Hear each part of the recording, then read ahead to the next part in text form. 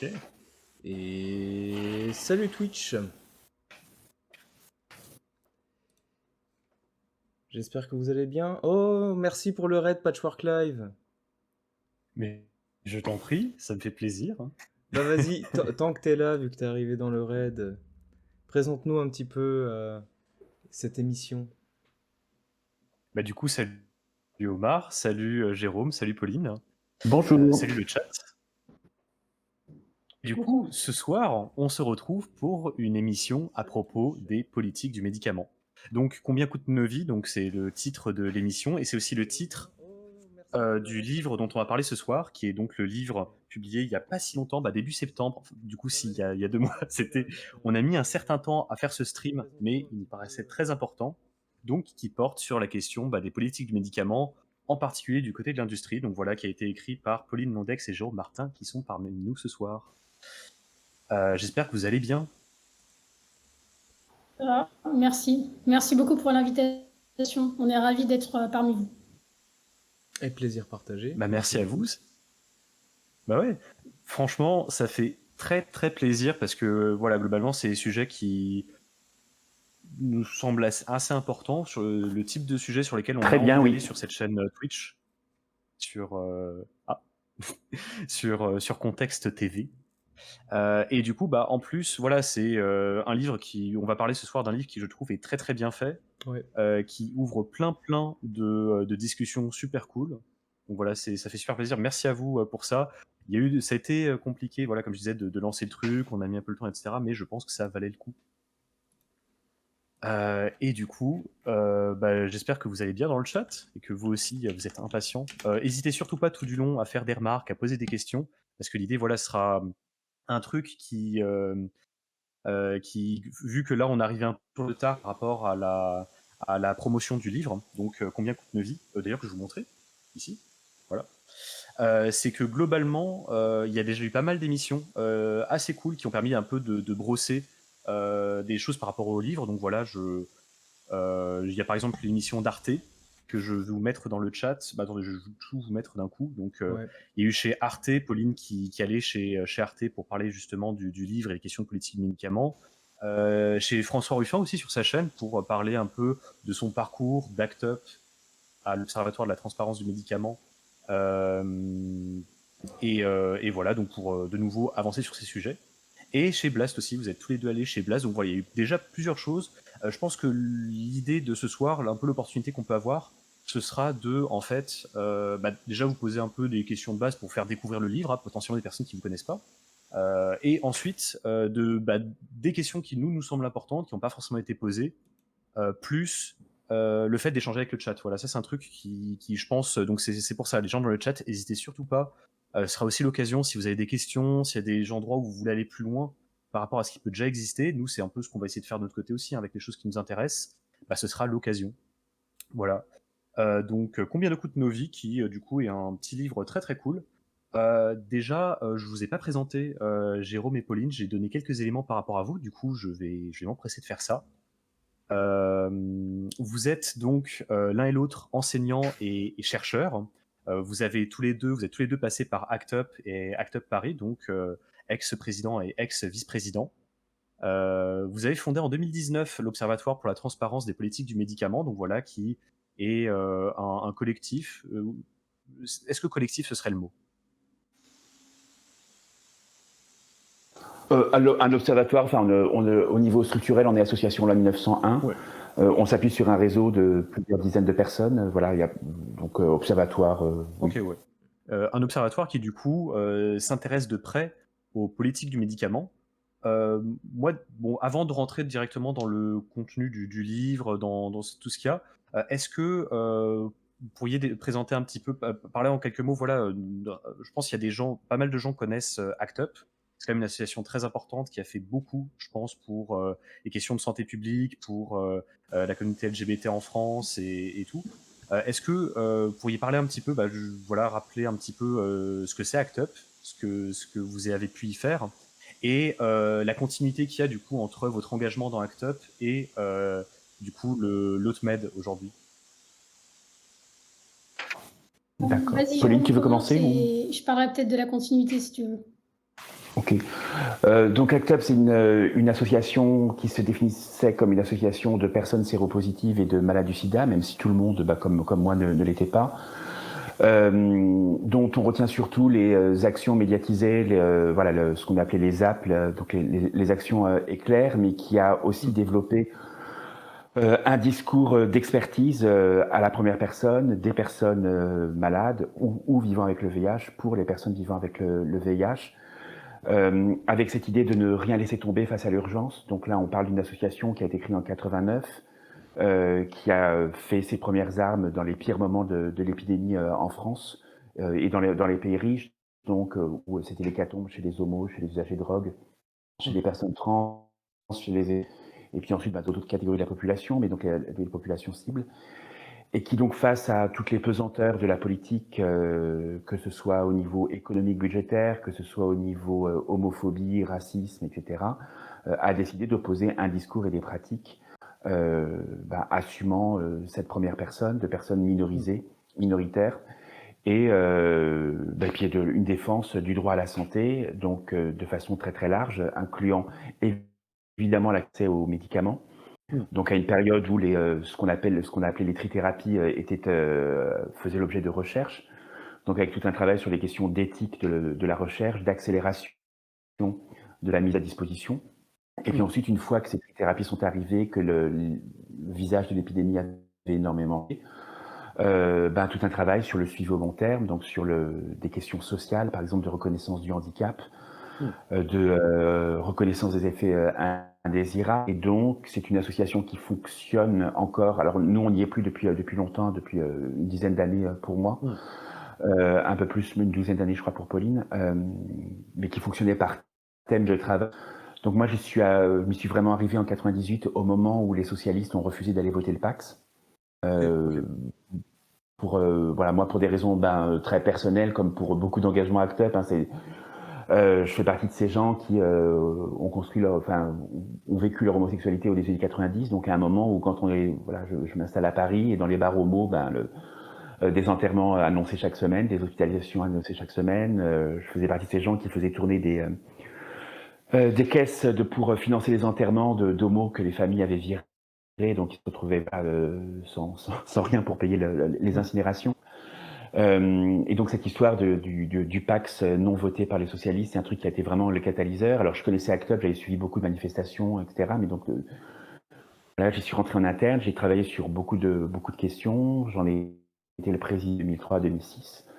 Et ensuite, j'ai rejoint la Commission internationale qui travaillait sur les questions des inégalités dans l'accès au traitement contre le VIH entre le Nord et le Sud, et notamment sous l'angle de la barrière et des prix des médicaments. Et c'est là où, notamment, j'ai travaillé avec Pauline qui avait pris le lead du plaidoyer sur ces questions-là à ce moment-là. Ok, ouais. Peut-être, Pauline, tu peux... Et du coup, sur la continuité, c'est ça, entre ACT UP et l'OTMED. Moi, je suis arrivée à ACT UP en 2005. J'ai été comme Jérôme au début vraiment sur les questions de droit des personnes LGBT, puisque je suis lesbienne, et que c'est vrai que je trouvais que la parole, disons que les questions d'égalité des droits étaient très peu portées de façon politique dans les associations LGBT. Enfin, évidemment, bien sûr, il y avait des associations LGBT, mais j'aimais en fait la façon dont ACT UP interagissait avec les politiques notamment. Et puis peu à peu, je me suis vraiment intéressée aux questions d'accès aux médicaments, accès aux traitements contre le VIH dans les pays du Sud. Et c'est devenu vraiment une question hyper importante, parce que en fait, on se rend compte quand on commence à travailler sur ces questions que une grande partie de la population mondiale n'a pas accès aux soins, à des soins vitaux. Donc on laisse mourir beaucoup de gens alors que les traitements existent, qu'on sait les produire. Et en fait, cette injustice, moi, m'a vraiment comprendre cette injustice, ça a été une sorte de tournant dans ma vie. À ce moment-là, j'étais sûre que je voulais absolument travailler là-dessus, et dans un engagement, en fait, avec des croisements entre recherche un peu économique, légale, juridique et militante. Donc en 2012, je décide de quitter ACT UP parce qu'à ce moment-là, il y a Act Up est très centré sur la France quand même, très centré sur des thématiques, oui, des thématiques très, très françaises, et peu sur la question du prix des médicaments à l'époque. Et puis moi, à ce moment-là, en fait, depuis 2 ans, je travaille pas mal sur la question de l'hépatite C, parce qu'on voit des personnes vivant avec le VIH qui décèdent parce que des traitements contre l'hépatite C n'existent pas, ne sont pas, soit pas disponibles, ou alors on a des amis, des camarades qui sont morts quelques années avant l'arrivée de nouveaux traitements. Donc, disons que tous ces éléments me font me tourner vers ce qui se passe dans les pays du Sud, parce que dans les pays du Sud, il y a une mobilisation très importante de la société civile pour faire baisser le prix des médicaments. C'est-à-dire qu'il y a beaucoup de gouvernements, conjointement avec la société civile ou d'associations de lutte contre le sida, contre les hépatites, qui se disent nous, on ne sait pas comment faire accéder notre population à des traitements vitaux, si ce n'est en faisant baisser le prix de ces médicaments. Et comment pouvons-nous produire, faire baisser le prix de ces médicaments?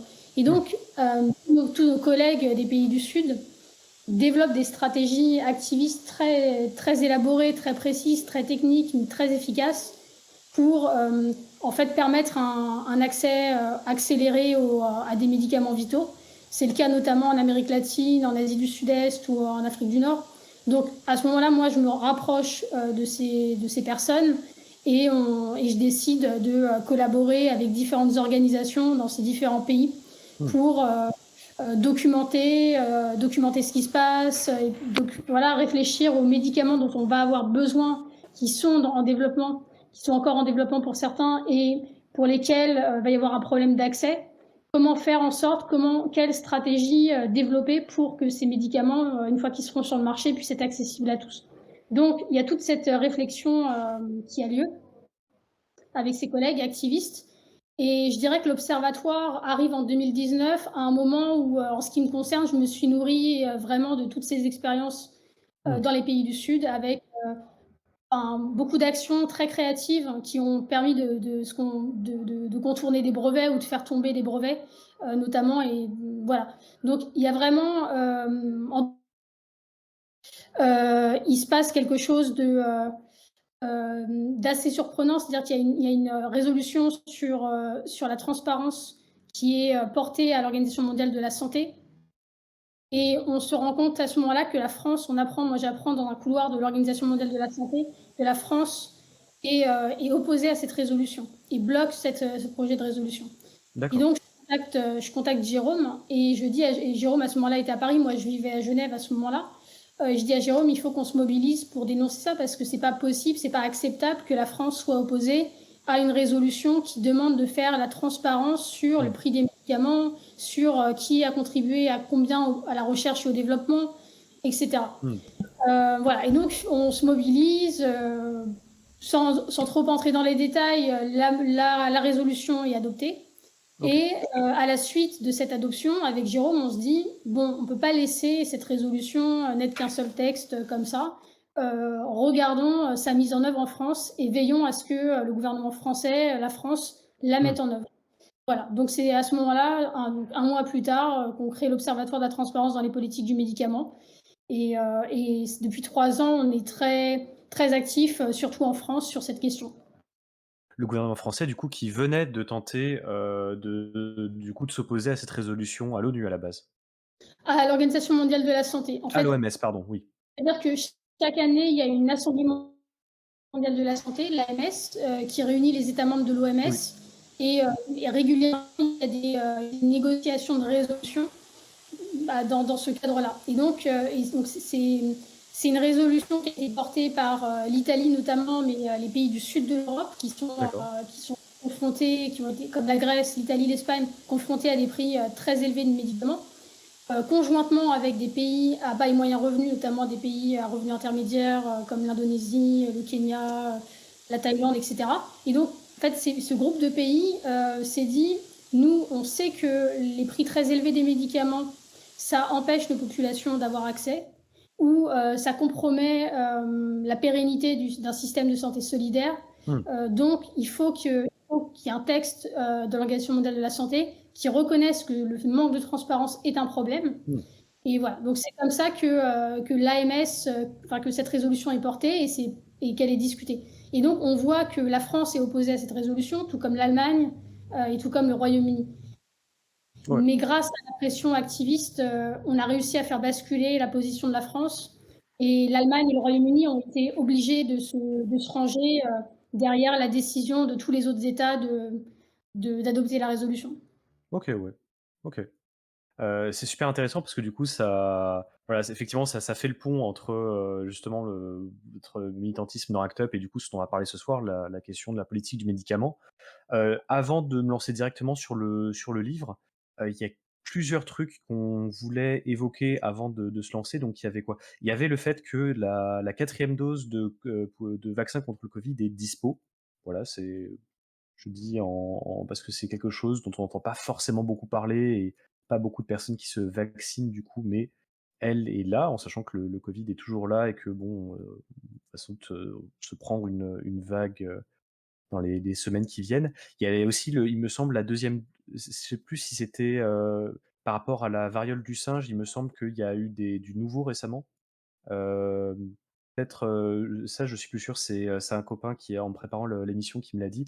Est-ce que vous avez des billes là-dessus par hasard? Pauline, je le fais ou... Ouais, ouais. Sur la variole du singe, alors la nouveauté, c'est que l'épidémie est en régression, et notamment en France, alors que c'était vraiment pas donné au départ. Au niveau des recommandations, alors je sais pas où on en est, mais ce qui est certain, c'est que ça avait très très mal démarré, d'une part avec un retard immense dans les réactions. C'est-à-dire que l'OMS commence à alerter fin avril, début mai, et ce n'est que début juillet qu'on a une politique qui se met en place, et qui se met en place, comme toujours, avec des moyens insuffisants, puisque d'une part, c'est avec des produits, donc un vaccin fait contre la variole humaine qu'on va lutter contre cette pandémie, alors même que la variole du elle frappe et elle tue en Afrique depuis des décennies. Mmh. Mais comme on y reviendra quand on reparlera du livre aussi, comme en Afrique, ce n'est pas des populations qui stables, et comme les vaccins, comme les médicaments sont inscrits dans une logique une logique marchande, une logique d'offre et la demande et une logique de profit, faire des recherches, il peut y avoir la recherche publique sur un petit peu sur la variole du singe, mais pas suffisante et pas suffisamment avancée pour aboutir à des produits pharmaceutiques utilisés. Et donc, quand la variole du singe arrive dans les pays riches, tout d'un coup, on met le paquet pour des recherches sur ce type de maladie-là. Mais c'est un peu tard, et donc on doit faire avec là un vaccin qui n'a pas été prévu pour. Donc ça a quand même été suffisant apparemment pour le moment pour endiguer. Et Oui. puis l'autre problème, c'est qu'on l'a fait totalement à l'aveugle, puisque le ministère de la Santé refusait de dire, et le gouvernement a refusé de dire combien de doses de vaccins avaient été stockées, combien de doses de vaccins avaient été achetées.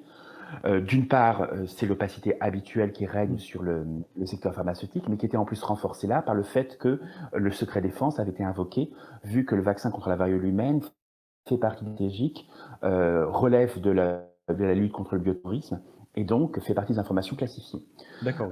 Donc les associations qui doivent faire la promotion auprès des publics, travailleuses du sexe, hommes ayant des relations sexuelles avec les hommes notamment, devaient systématiquement faire la promotion d'un vaccin sans savoir si en fait, notamment début juillet, le vaccin allait pouvoir aller dans les centres où on disait aux personnes, allez, donc on se souvient peut-être juillet à quel point c'était chaotique. Apparemment, il semble que la France en ait acheté beaucoup plus, donc on n'est plus maintenant ça, mais voilà. Donc voilà où on en est. OK. Bah, merci beaucoup pour l'update. Avant de Et continuer, oui, justement, vas-y. genre tout à l'heure, vous parliez de l'opposition de la France à la résolution. Euh, il me semble qu'on n'a pas forcément évoqué les raisons de cette opposition. Il y a Arcani dans le chat qui demande est-ce que cette opposition, elle serait pas liée à la présence d'industries pharmaceutiques dans les pays bloqueurs? Est-ce qu'on a des informations sur les raisons qui ont poussé justement la France à s'opposer à l'adoption de cette résolution? Pauline, tu y vas? Ah ben, Arcani a totalement raison. C'est exactement ça. C'est les pays qui ont une industrie pharmaceutique, des multinationales pharmaceutiques, enfin qui ont je pense qu'il faut y revenir là-dessus sur l'appartenance des multinationales à des États parce que les choses sont pas aussi, claires, qu'on l'imagine. Mais en tout cas, c'est très clair qu'il y a une corrélation entre le refus de cette résolution et des très grandes multinationales. Donc je pense par exemple à donc Sanofi en France, bien entendu, mais GlaxoSmithKline au Royaume-Uni, Vive Healthcare au Royaume-Uni et évidemment Pfizer. Parce que les États-Unis ont eu une position un peu plus ambiguë. C'est-à-dire que, ils étaient opposés à certains passages du texte, mais ils ne sont pas opposés au processus. D'ailleurs, ce qui était un peu inédit, dans le positionnement des États-Unis, par rapport à un texte, de ce type, dans une arène comme ça multilatérale. Généralement, les États-Unis étaient les premiers opposants à une, enfin, disons à des arguments comme la transparence, etc. Mais là, bizarrement, ils étaient ils étaient pas si opposés. En revanche, tous les autres pays, l'Allemagne également et le Japon également, qui a une industrie pharmaceutique très forte. Donc ces pays-là étaient opposés à la résolution. Alors la France, l'opposition de la France, ne s'est pas manifestée de la même façon que celle du Royaume-Uni ou de l'Allemagne. Le Royaume-Uni et l'Allemagne ont été très clairs sur leur opposition. L'Allemagne a décidé de quitter la salle de négociation après 2-3 jours. En fait, ils ont été très, très embêtés par la mobilisation de la société civile. Et c'est un courrier de Médecins sans frontières adressé au ministre de la Santé de l'Allemagne qui a décidé les négociateurs de rentrer à Berlin, de quitter les négociations. Le Royaume-Uni a une position vraiment différente. Ils ont décidé de kill by the cut le texte, c'est-à-dire qu'ils ont décidé de le vider de sa substance en faisant des demandes de suppression de passage. Voilà. Ce qu'ils ont réussi à faire en partie. La France, en revanche, comme nous, on a mis une pression dès le début des négociations, ou assez rapidement, en fait, la France a plus ouvert la bouche quasiment du tout le processus. Mais on sait que derrière les portes fermées ou en bilatéral, le ministère des Affaires étrangères et Bercy également, le ministère de l'Industrie, était très opposé à la résolution. Voilà. Finalement, la France a disparu un peu au fur et à mesure. Plus les jours avançaient, moins plus ils se rangeaient derrière la position finalement des pays qui soutenaient la résolution ou qui ne s'y opposaient pas. Ok, oui. D'accord. Bah, merci pour ce développement. Effectivement, c'est un peu étonnant de la part des États-Unis, enfin l'ambiguïté venant des États-Unis, mais effectivement, c'est pas si étonnant, comme le disait Arcani, vu l'implantation justement des différentes industries. Et on le verra de toute façon, vous en parlez également dans le bouquin, ces industries qui mènent un petit peu à la baguette les différentes phases qui concernent la politique du médicament. Mais on y reviendra de toute façon. Ouais. Sur les États-Unis, juste pour compléter, ça peut paraître paradoxal, mais en fait, Trump, à l'époque, a fait plusieurs interventions pour estimer qu'il trouvait que selon lui, les médicaments étaient surtout élaborés aux États-Unis, les prix étaient trop chers et que c'était pas vendu assez cher ensuite en France. Et donc, il n'est pas impossible qu'en fait le manque d'opposition des États-Unis ou presque soutien, dans sa logique à lui, dans la logique des officiels américains à ce moment-là, soit aussi un truc de tiens, en faisant plus de transparence, on verra que les Européens pays ne paient pas assez cher nos médicaments. Il y avait quelque chose comme ça autour de chez Trump. Et justement, pour préciser, je suis complètement d'accord avec Jérôme là-dessus. 3 mois avant, donc en mars 2019, il y avait eu une audition du Sénat. Le Sénat avait auditionné, une commission avait auditionné tous les PDG des multinationales pharmaceutiques implantées aux États-Unis pour en fait essayer de comprendre pourquoi les prix des médicaments étaient de plus en plus chers aux États-Unis. Parce que en fait, aux États-Unis, il y a une vraie crise. Je pense notamment à la question de l'insuline et à la prise en charge du diabète de type 1, puisque le prix de l'insuline ne cesse d'augmenter aux États-Unis. Et ça conduit en fait, il y a beaucoup de diabétiques, de personnes atteintes de diabète de type 1 qui ne peuvent plus soigner à cause de ça. Donc, on a souvent des configurations où il y a un partage de l'insuline entre les parents et les enfants. Et donc, ça, c'est un vrai scandale sanitaire aux États-Unis. Donc, cette commission du Sénat aux États-Unis s'est inscrite vraiment là-dedans, c'est-à-dire pourquoi est-ce que les médicaments, y compris l'insuline qui a été découverte il y a 100 ans dans une université publique, pourquoi est-ce que ces prix sont de plus en plus élevés? Voilà, donc c'est vrai qu'il y a tout ce contexte qui explique peut-être que les États-Unis ne se soient pas complètement opposés à cette résolution. Et du coup, effectivement, ça nous ramène vers le livre. Je vais ramener directement vers le livre et ça nous permettra d'explorer du coup ces questions.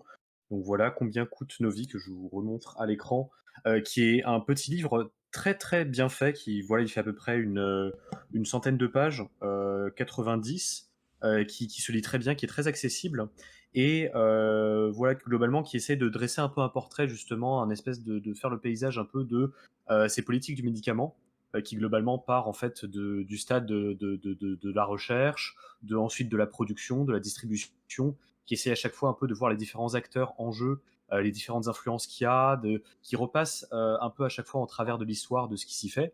Et c'est un livre qui est très intéressant aussi parce qu'il y a pas mal de chiffres clés dedans qui donnent un peu, permettre voilà, de donner un peu de prise en fait sur qu'est-ce qu'il y a derrière, au-delà des grands mouvements, etc.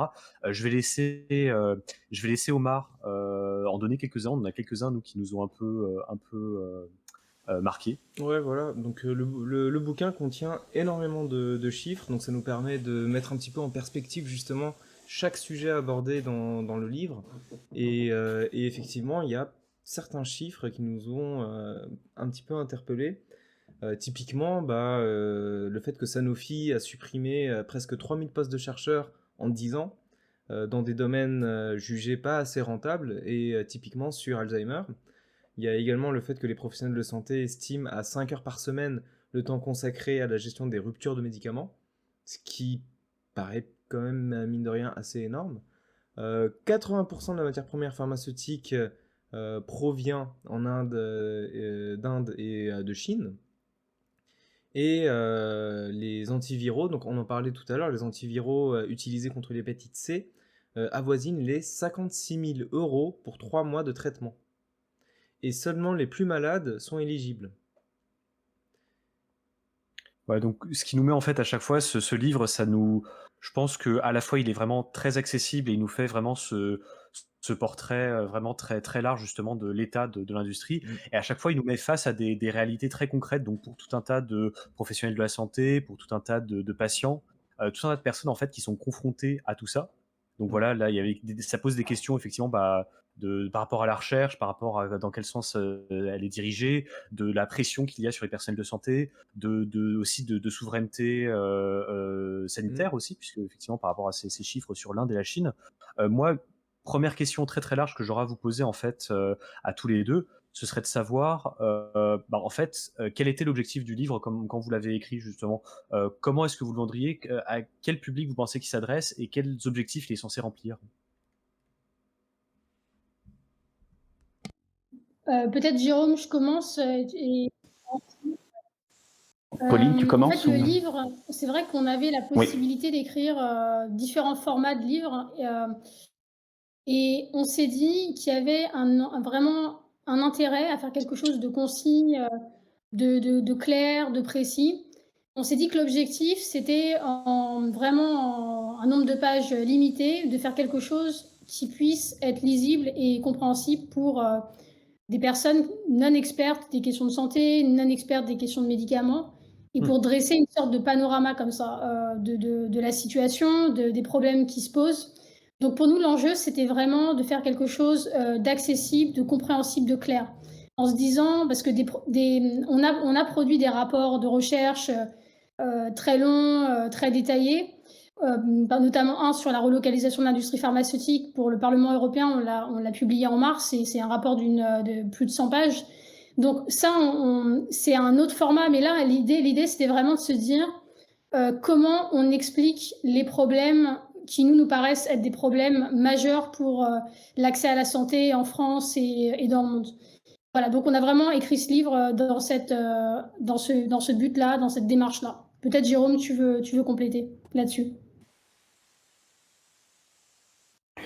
Oui, le moment de l'écriture, en plus, pour renforcer ce que vient de dire, c'était pendant la campagne électorale. Enfin, on a quand même beaucoup de ça, avec le constat de plus en plus flagrant que, alors même que ça faisait 2 ans, au moment où on écrivait, qu'il y avait une épidémie qui a eu un effet sans aucune mesure avec ce qu'on pouvait avoir avant, de confinement, la suspension de la scolarité, des pénuries de médicaments essentiels en réanimation, des pénuries de masques, enfin, qui a révélé quand même des très très grandes faiblesses. Par exemple, notre très grande vulnérabilité en matière de production de matières premières, puisqu'il a suffi que la Chine s'arrête en février-mars 2020 pour qu'on vienne à manquer de médicaments absolument essentiels en service de réanimation, de Sédacurare, etc. Donc, ce qui était frappant, c'est qu'on est dans des élections et en fait, ce sujet n'est pas un sujet de priorité. On parle de temps en temps dans les débats électoraux des hôpitaux, de l'état des hôpitaux, c'est quand même le minimum, ça n'a pas du tout été suffisant, mais j'ai corrélé l'état d'austérité des hôpitaux, l'insuffisance des financements publics, n'est jamais corrélé avec le fait qu'on a un système dans lequel on fait plein de chèques en blanc à l'industrie pharmaceutique sans aucun contrôle de ce qu'il peut y avoir derrière en matière de disponibilité des traitements, donc les pénuries qui sont de plus en plus nombreuses, indépendamment du Covid ou pas. Il y a une question depuis toutes les pénuries sur les médicaments essentiels de façon structurelle. Le chiffre qu'a donné Omar sur le travail que ça représente pour les soignants n'en est qu'un des indicateurs. Donc malgré cette vulnérabilité-là, malgré l'impréparation des organisations en charge de la santé en France, des responsables politiques, on se retrouve à ne parler du tout, et même au contraire, à ce que des enjeux de santé publique soient totalement piétinés, effacés, y compris à gauche. Quand il est question de faire la promotion du vin et de la viande au mépris total de l'impact que ça peut avoir en matière de santé publique et du fait que l'Organisation mondiale de la santé recommande de ne plus faire de promotion de l'alcool. Donc, comme ça, c'était pendant le temps de l'écriture, on s'est vraiment dit qu'il fallait un outil qui soit accessible à tout le monde parce qu'en fait, c'était compliqué de passer par les responsables politiques qui, même s'ils ont pu être aidants à certains moments sur certains sujets, ne parlaient pas de ces questions-là à un moment où c'était décisif de le faire au moment des élections. Pareil pour les médias qui ne posaient jamais de questions comme ça. On s'est dit qu'il fallait absolument donner ça. Et l'autre aspect de mise à disposition accessible, c'est qu'en fait, beaucoup de choses dans le système sont aussi justifiées, soi-disant, au nom de la technicité. La propriété intellectuelle, les brevets, c'est compliqué. La fixation des prix, c'est compliqué. La pharmacie, c'est compliqué. Donc faites-nous confiance, il n'y a que comme ça que ça fonctionne. Et nous, on voulait mettre à la disposition de tout le monde les éléments qui permettent à chacun de se faire un jugement. Est-ce que c'est si compliqué que ça de comprendre qu'il y a des choses qui ne vont pas en matière de prix des médicaments, de pénurie? Ok, ouais. Mais c'est vrai que du coup, pour revenir, un peu par rapport à cette chaîne justement que vous décrivez tout au long du livre entre, la recherche, puis la production, puis la distribution de manière un peu schématique, même si à chaque fois il y a un peu des allers-retours en fait, parce que c'est à chaque fois des choses très connectées les unes aux autres avec des acteurs qui vont être un peu partout. Ma première question en fait serait, est-ce que vous pouvez, nous expliquer un peu, heu, comment est-ce que ça marche concrètement? Parce que là, du coup, il était question des brevets et cetera. Du coup, est-ce que c'est que, la recherche, financée par le privé qui est récompensée ensuite, par justement ces brevets qui permettent d'assurer en fait un retour? Comment est-ce que ça marche, concrètement au niveau, de l'industrie du médicament? Jérôme, est-ce que tu veux commencer sur la financiarisation de la recherche et moi je peux prendre un peu la suite Oui, sur les brevets si tu veux? ok. On est dans un système, si on veut un panorama, donc le médicament, ça commence évidemment au niveau de la recherche et parfois même au niveau de la recherche fondamentale, avec un paysage qui est très morcelé, mais qui est quand même vraiment marqué beaucoup par la recherche, soi-disant dans le milieu privé, donc inscrit dès le départ dans des logiques marchandes, mais avec une évolution assez étonnante, encore plus surprenante et encore plus hostile au droit à la santé depuis 20, on va dire 20 ans, 20-25 ans, qui est ce qu'on appelle la financiarisation de la recherche.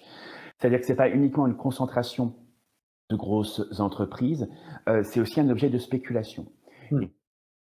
Et donc, la recherche de médicaments, notamment ce qui va être appelé innovation thérapeutique, va de plus en plus se faire dans des startups, donc dans des petits groupes qui vont avoir pas mal de soutien d'argent public sous diverses formes. Et très souvent, ces startups profitent de la recherche. D'accord? Donc, D'accord. et à partir de là, je vais donner l'exemple concret ensuite. À partir de là, il y a des grandes entreprises qui vont jeter, comme s'ils allaient à la pêche, qui vont jeter des filets auprès des startups, ramasser celles qui leur semblent, investir dedans, en se disant, là, ça va nous rapporter beaucoup dans quelques temps. Donc, si on voit ce schéma-là, on a une recherche publique qui est existante, dans laquelle il peut y avoir des choses qui sont financées. Par exemple, il faut bien se dire que l'Evagren, mis en place il y a maintenant 2 ans, qu'on nous a vanté comme étant le résultat de l'investissement, notamment pour Moderna, la petite start-up audacieuse qui arrive à faire ça très très très vite. Moderna, Pfizer ont bénéficié des fruits de la recherche publique qui ont été financés notamment aux États-Unis pendant 20 ans pour 17,2 milliards de dollars. Ok. Donc voilà, la technologie ARN, c'est tout un ensemble de connaissances et de choses qui ont été permises par la recherche publique, notamment américaine. Moi, je n'ai pas connaissance d'études, hein, le chiffre de 17,2 milliards une étude parue faite par des économistes de la santé dans une revue en avril 2021. Je n'ai pas connaissance de ça, de l'équivalent en Europe. Mais voilà, donc on a ce premier exemple, la recherche fondamentale publique, c'est le privé qui en bénéficie. Et puis vous avez ensuite l'argent caritatif. Par exemple, le Téléthon, par exemple, SIDAction, qui peut donc l'argent des dons, qui sont en grande fiscalisés, il y a un soutien public. Ça va pouvoir avancer, notamment de la recherche fondamentale, à une recherche un peu plus programmatique avec des débuts uniques ou en tout cas des essais sur les animaux. Exemple parfait pour ça, c'est une thérapie génique sur une maladie rare qui touche les bébés, qui s'appelle le Zolgensma, vendu aujourd'hui par une filiale de Novartis, donc un laboratoire suisse, un grand labo suisse, 2 milliards d'euros l'injection. On parle de vraiment 2 milliards d'euros, 2 millions, désolé, 2 millions d'euros l'injection. Non, c'est suffisant, 2 millions d'euros l'injection.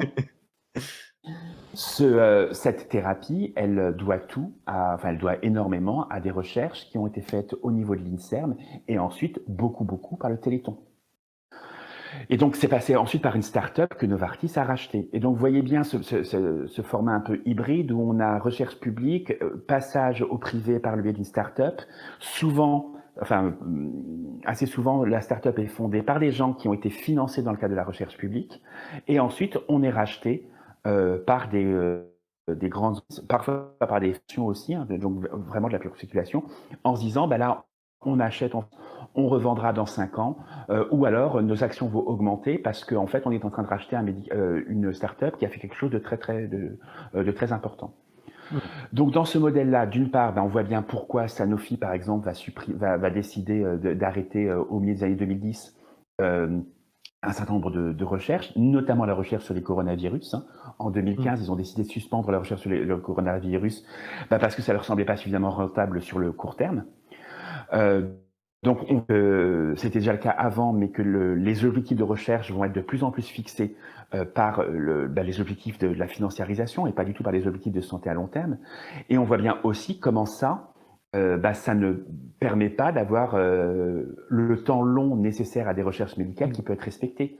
Si votre objectif, c'est vraiment de revendre vos actions, de revendre votre start-up ou alors d'espérer un bénéfice sur de spéculation au bout de 5 ans, le temps d'un médicament, c'est pas ça. Donc, d'où aussi le fait qu'on va beaucoup se concentrer sur le même type de médicament, tout ce phénomène-là. Donc ça, c'est un premier effet. J'ai donné l'exemple de la variole du singe tout à l'heure. Aucune recherche de la variole du singe parce que ça ne permet pas de réfléchir de penser à des profits à court ou moyen terme. Et ce qui fait que quand ça arrive en Europe, quand ça touche des populations qui sont intéressantes financièrement, tout d'un coup, là, on va mettre le paquet. Oui, là, il y a un intérêt. Et d'abord, c'est le public qui commence à mettre le paquet. Ouais. Donc voilà pour l'aspect financiarisation de la recherche. Et peut-être, Pauline, tu peux enchaîner après sur les brevets, etc. Oui, parce que je pense que l'enchaînement peut se faire très bien là-dessus. Un brevet, il faut se poser la question de qu'est-ce qu'un brevet. Donc, c'est un titre de propriété intellectuelle qui est, en fait, c'est un droit territorial. Donc, c'est vraiment pays par pays que ça se gère, les dépôts de brevets, les octrois de brevets. En fait, ce qu'il faut comprendre dans vraiment l'idée qu'il y a autour du brevet il y a plusieurs siècles, et au 19e siècle, au moment où il y a des brevets sur des médicaments, c'est réfléchir à ce qu'il y avait en fait comme logique derrière ça. Et en fait, c'était l'idée d'un contrat social entre un développeur, un inventeur qui obtenait un monopole en échange de la divulgation à la société de l'invention, du contenu de l'invention. C'est-à-dire, l'État donne un monopole pour une durée déterminée de commercialisation, d'industrialisation d'une invention pendant une durée déterminée, mais en contrepartie, l'inventeur, lui, doit divulguer, décrire son invention pour en faire bénéficier la société dans son ensemble et permettre, par exemple, à d'autres chercheurs de se nourrir de cette invention pour développer d'autres choses, etc. Donc ça, c'est l'idée de base autour du brevet. Le problème, c'est que on se rend compte dans la pratique que les brevets ne viennent pas nécessairement récompenser ces efforts de recherche. Et donc, on se rend compte que, enfin, je vais donner, en fait, c'est un sujet assez complexe parce qu'il y a énormément de questions sur les applications des brevets. Mais par exemple, déjà dire qu'aujourd'hui, le système des brevets qui est applicable, pour les médicaments, c'est autour de l'accord APIC, l'accord de l'Organisation mondiale du commerce sur la propriété intellectuelle, qui a été adopté, qui est entré en vigueur en 1995 et qui définit un certain nombre de standards autour des brevets, donc notamment une durée minimum de 20 ans pour les brevets pharmaceutiques et également qui donne une latitude aux pays pour de définir dans leur loi nationale, des exceptions à la brevetabilité ou des critères de la brevetabilité. En gros, est-ce qu'on a le droit de breveter, par exemple, une combinaison de médicaments ou pas? Est-ce que ça rentre dans le champ de la brevetabilité? Ça, c'est une latitude que chaque pays a au regard de cet accord de l'OMC. Donc, il y a un certain nombre de latitudes comme ça qui permet aux pays de définir ce qu'ils veulent en faire. Donc déjà, on se rend compte que certains pays, sous vraiment l'impulsion des multinationales pharmaceutiques comme les États-Unis, brevettent à peu près tout et n'importe quoi. C'est-à-dire que les critères de brevetabilité sont vraiment assez faibles. En revanche, des pays comme l'Inde ou le Brésil ou l'Argentine ont intégré dans leur loi des critères beaucoup plus stricts, ce qui leur permet d'empêcher la brevetabilité de certaines innovations qu'ils considèrent comme ne respectant pas suffisamment l'étape inventive. C'est-à-dire que pour une personne du champ technologique, l'invention n'est pas une réelle, n'apporte pas suffisamment pour mériter un nouveau monopole de 20 ans. Et donc ça, en fait, cette bataille autour des lois des pays, des lois sur les brevets, c'est vraiment une bataille qui a été très importante et qui l'est encore aujourd'hui. Par exemple, il y a des pays comme l'Afrique du Sud, pour vous donner un exemple, qui, moi, continuera, je pense, de me choquer toujours.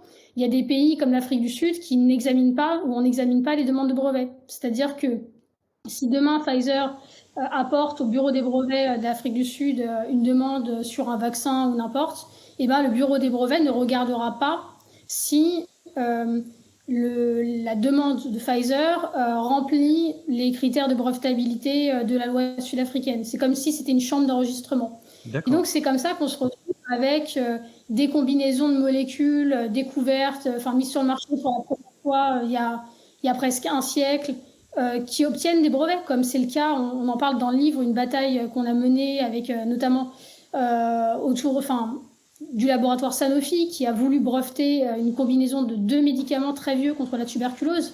Ils se sont dit, voilà, nous on va faire une combinaison et cette combinaison, on aura un monopole dessus jusqu'en 2034 quand même.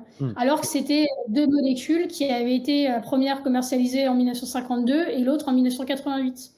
Et donc, le système des brevets actuel, il permet ce genre d'abus. Donc, des pays comme la Chine ou l'Afrique du Sud ont délivré des brevets sur cette combinaison. Donc, il a fallu qu'on se mobilise, nous, l'Observatoire, mais conjointement avec nos collègues américains de Trade and Action Group, de TAG, pour dénoncer ça. On a produit des rapports qui croisent données épidémiologiques, pharmacologiques et économiques. Et on a poussé Sanofi à retirer ses brevets dans ces différents pays et retirer ces demandes de brevets. Donc, en fait, c'est un peu long comme développement, mais l'idée, c'est de comprendre que, parce que souvent, on entend un brevet sur un médicament. En fait, il y a souvent des centaines de brevets sur un seul médicament et on se rend compte qu'il y a une disparité des applications d'un pays à l'autre. Et voilà, donc c'est assez complexe, mais permettre d'analyser ça, de cartographier les brevets, ça permet déjà de comprendre pourquoi il y a des prix très élevés sur certains produits de santé et de comprendre pourquoi il n'y a pas de compétition par les producteurs génériques ou de comprendre pourquoi il y a des freins à l'accès, tout simplement. Et de se dire aussi qu'il faut absolument sortir de cette fausse équivalence qui voudrait que le brevet signifie l'innovation. Je pense que tout le développement de Pauline le montre vraiment, mais parmi les choses vraiment à se retirer de la tête, parce que voilà, il faut vraiment se dire ça, ça n'est absolument pas le cas. Ou brevet égale prise de risque aussi, récompense de prise de risque. Dans le cas de la combinaison d'antituberculeux dont Pauline vient de parler, l'intérêt de cette combinaison, dont les molécules séparées étaient connues depuis plusieurs décennies, mais l'intérêt de la combinaison de ces deux avait été montré là encore avec de l'argent public. L'argent d'une structure internationale qui s'appelle United et qui est financée par de l'argent public, là encore. Donc Sanofi n'avait strictement rien investi, que ce soit pour chacune des molécules ou pour découvrir l'intérêt des deux ensemble.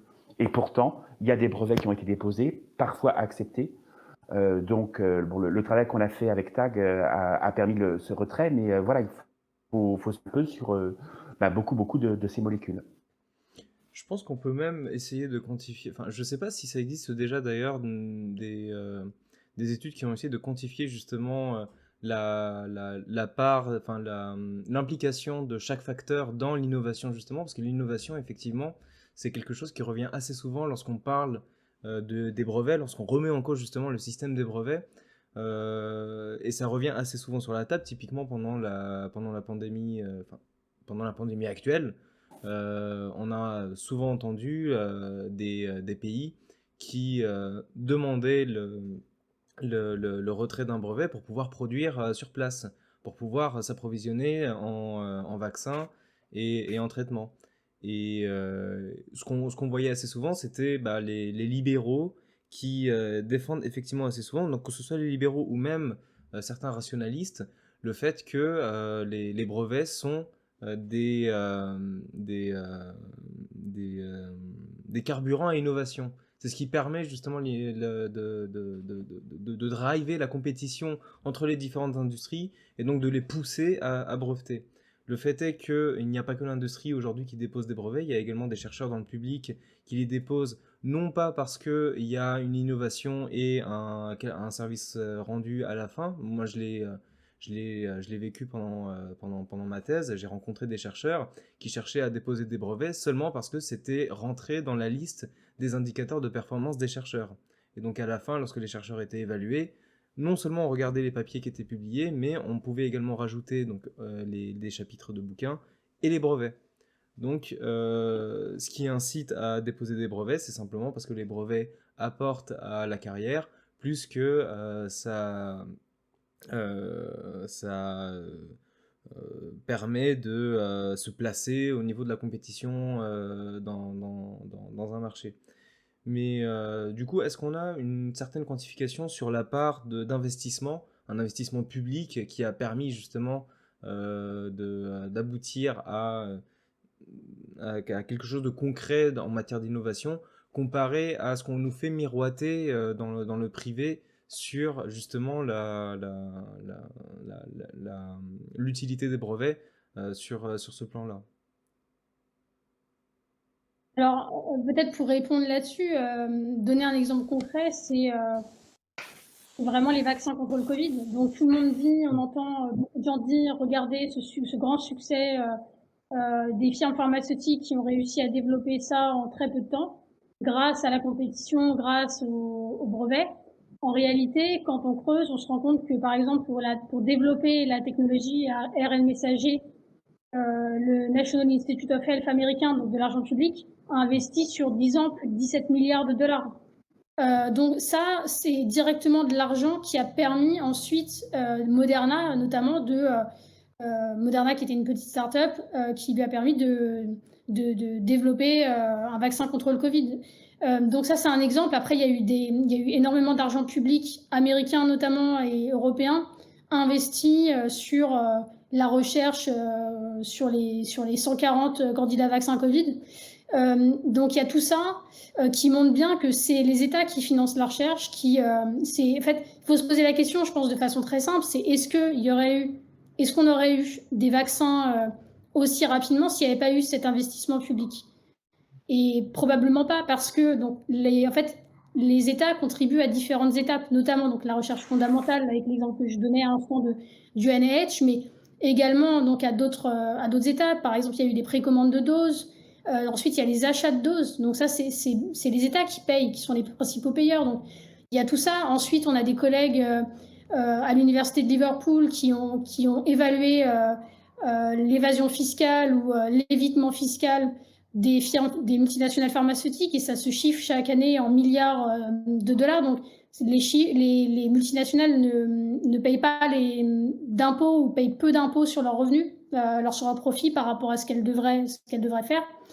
Ensuite, il y a énormément d'autres types d'aides qui sont données aux startups, qui sont données à travers des crédits d'impôt. Donc, en fait, on se rend compte quand on calcule un peu, on se rend compte que les États payent à très nombreuses reprises pour la même chose, pour le développement d'un même produit de santé.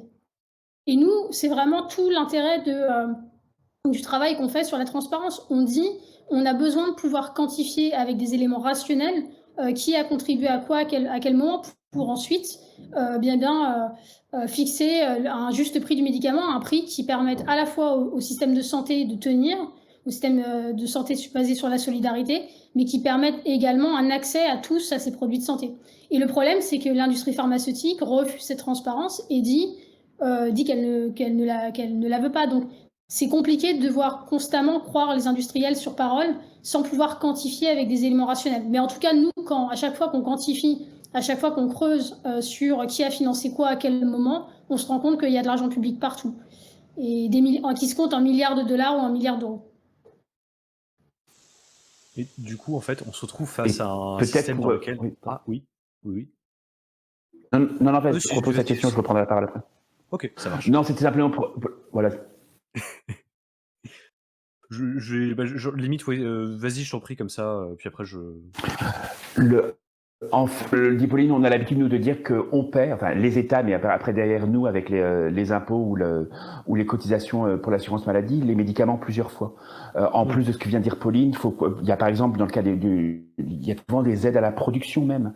Pour le vaccin, il y a eu vraiment des centaines de millions de dollars par les États-Unis, mais aussi au niveau en euros en France, pour aider des groupes privés à contribuer à la production. Et peut-être simplement, Omar, une précision sur le début de ta question, de ta remarque. Ce dont il a été question autour des Covid, c'était pas tant une levée des brevets au niveau national. Il y a des dispositifs qui existent, qu'on appelle la licence obligatoire, qui le permettent. Ce qui était vraiment demandé là, c'était une levée des brevets de façon générale, enfin une levée de toutes les barrières de propriété intellectuelle de façon générale. La levée d'un brevet, de brevet par un pays, la licence obligatoire, ça dépend des droits nationaux, c'est une retranscription de l'accord ATPIC dont Pauline a parlé, et donc en fonction de l'état du pays, du rapport de force qu'il y a pu avoir entre le législateur, la société civile et l'industrie pharmaceutique, il y a des pays dans lesquels la licence obligatoire sera possible. Mais là, dans le cas du Covid, c'était une pandémie, c'était vraiment important qu'en fait, les brevets et d'autres barrières de propriété intellectuelle soient levées partout en même temps, de façon à pouvoir assurer une production partout, c'était possible. Et ce qu'il faut bien comprendre, toujours dans ce système totalement absurde, c'est qu'on n'est pas en train de parler de quelque chose obtenu par des actionnaires gauchistes, bolcheviques. On est en train de parler du droit de l'OMC. Cette suspension globale des brevets pour une période déterminée en fonction d'événements, d'un contexte absolument extraordinaire, elle est prévue par l'accord fondateur, l'accord qui a fondé l'Organisation mondiale du commerce.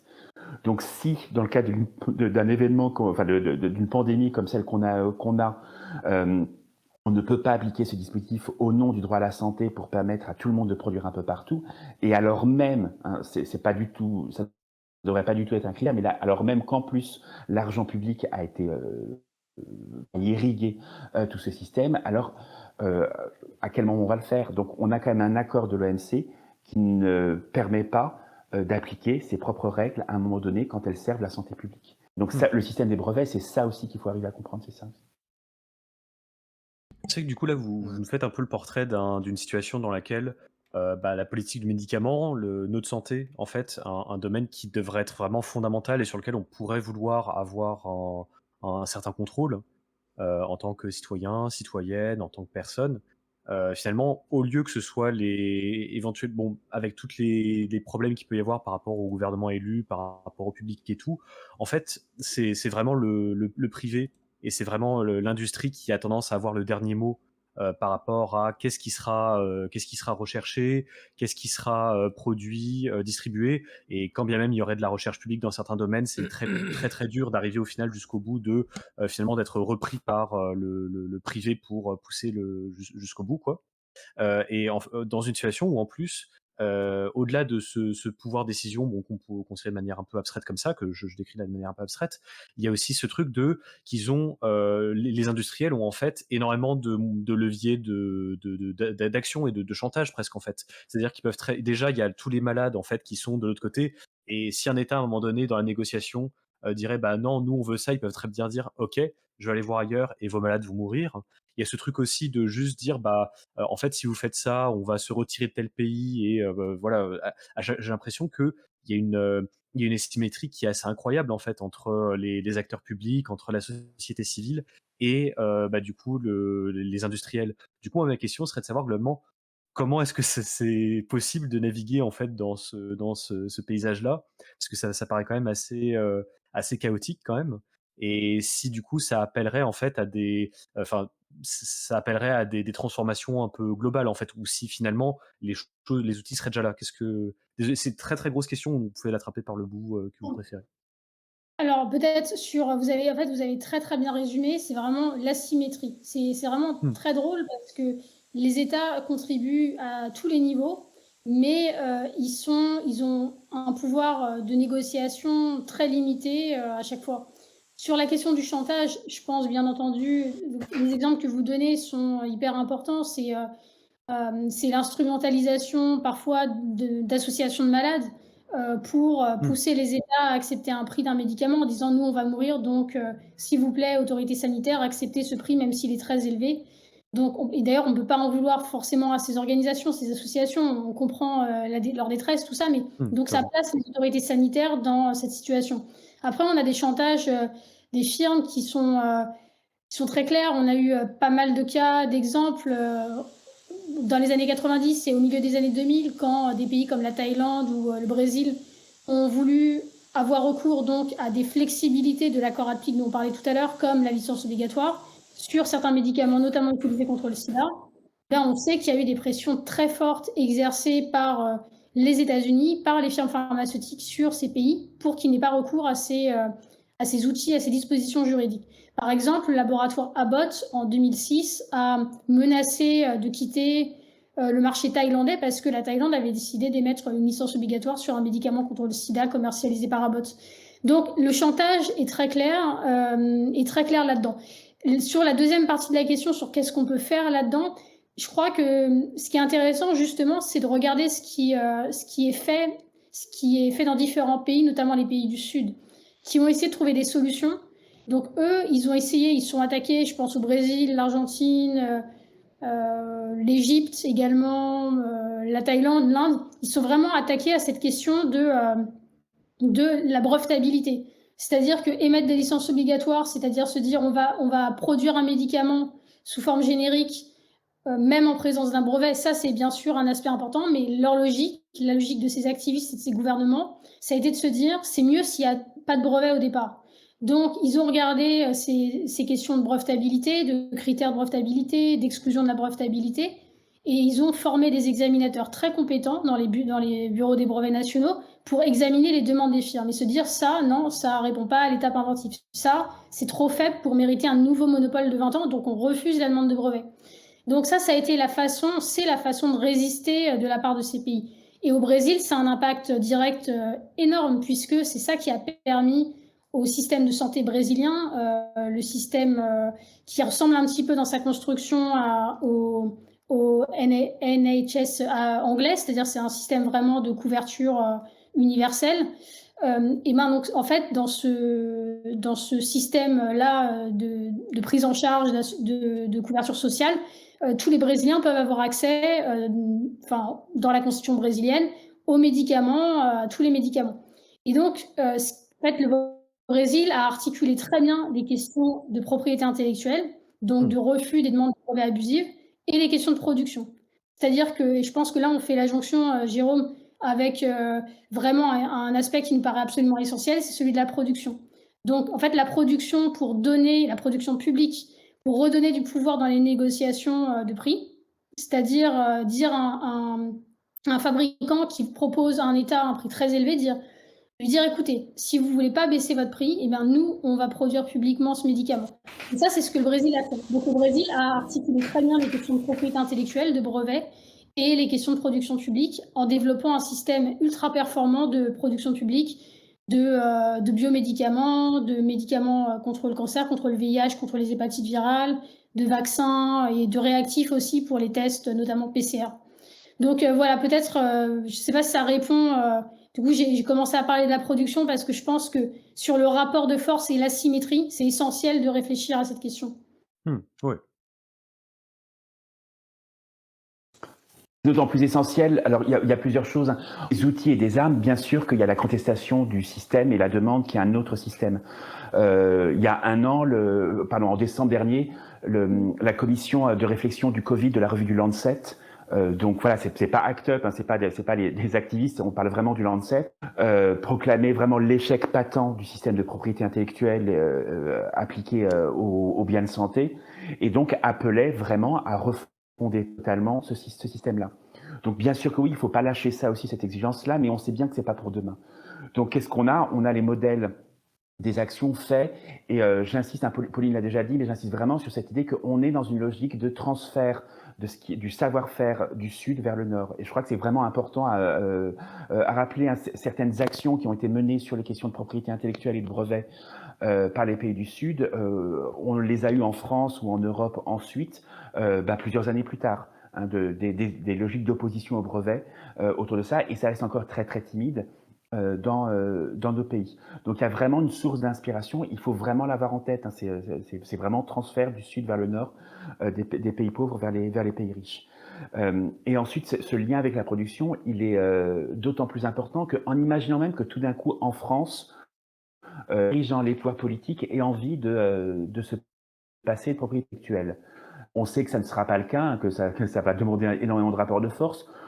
Pour rappel, en 2014, sous un gouvernement socialiste, la ministre de la Santé Touraine a refusé d'émettre une licence obligatoire sur un traitement contre l'hépatite C qui était vraiment important et intéressant, qui apportait vraiment du nouveau. Si on avait voulu traiter tout le monde au prix demandé par le laboratoire d'Iléade à l'époque, aurait représenté 2 fois le budget de la PHP. Donc c'est bien. Donc elle a refusé en disant, il faut pas que ça soit se mettre à dos l'industrie pharmaceutique, ça serait dommage. Donc là encore, il y a même pas besoin de chantage là en fait. Il y a aussi des politiques qui sont tellement convaincus que le marché c'est la meilleure, que le rapport de force il est pour le mieux au niveau du droit à la santé, qui de toute manière ne vont pas chercher le conflit, ne vont pas chercher le rapport de force. Mais en imaginant même qu'on ait des gens qui arrivent à le faire, si on n'a pas à côté de ça une production pharmaceutique capable de prendre le relais, on va être totalement dépendant d'un système qui reste privé, y compris pour la fabrication de génériques. Donc voilà, si on veut une autonomie, il faut réfléchir aussi à la production. Et donc, comme le dit Pauline, une production publique locale en France, articulée avec quelque chose au niveau européen, ça permettrait à la fois d'anticiper un peu plus des pénuries de médicaments essentiels, en définissant un peu quels médicaments on veut produire, mais aussi d'avoir un rôle stratégique pour se dire, là, on se donne la possibilité de dire à un détenteur de brevet, votre prix il est trop cher, donc on va le faire nous-mêmes, beaucoup. Et donc de retrouver de la force dans les négociations, y compris pour d'autres médicaments. Ouais. En fait, je vous posais la question aussi, c'est parce que c'est Bichette dans le chat qui avait posé la question et qui justement, en fait, en vous écoutant, s'étonnait un peu et se posait la question, voilà, au final, ce genre de démarche, ce genre de rejet justement de la financiarisation du domaine du médicament, si ça ne demanderait pas un environnement politique favorable. Et voilà, du coup, en fait, ce que tu décris là, c'est cet environnement politique favorable, il implique de pouvoir produire. C'est un nœud assez central, et en plus de la volonté politique, du coup, qui va avec, quoi. Oui, après, ce qu'il faut bien voir, c'est que très souvent, on oppose à nos arguments, alors de moins en moins, parce que il y a quand même des faits qui montrent que le système actuel ne marche pas, mais on nous oppose en nous disant pragmatique. Donc, il y a cette logique de soi-disant pragmatisme, et donc l'industrie pharmaceutique privée serait bien plus pragmatique que nous. Nous, on serait des pistes, on serait des communistes, etc. Mais en fait, si on avait des représentants politiques, y compris de droite, qui étaient un peu plus à l'écoute de ce qui fonctionne et ce qui ne fonctionne pas, Indépendant de savoir si on est de droite ou de gauche, si on est pro-capitaliste ou pas, on ne peut pas ignorer le fait que la santé, dans cette logique-là, le droit à la santé ne peut pas être totalement respecté.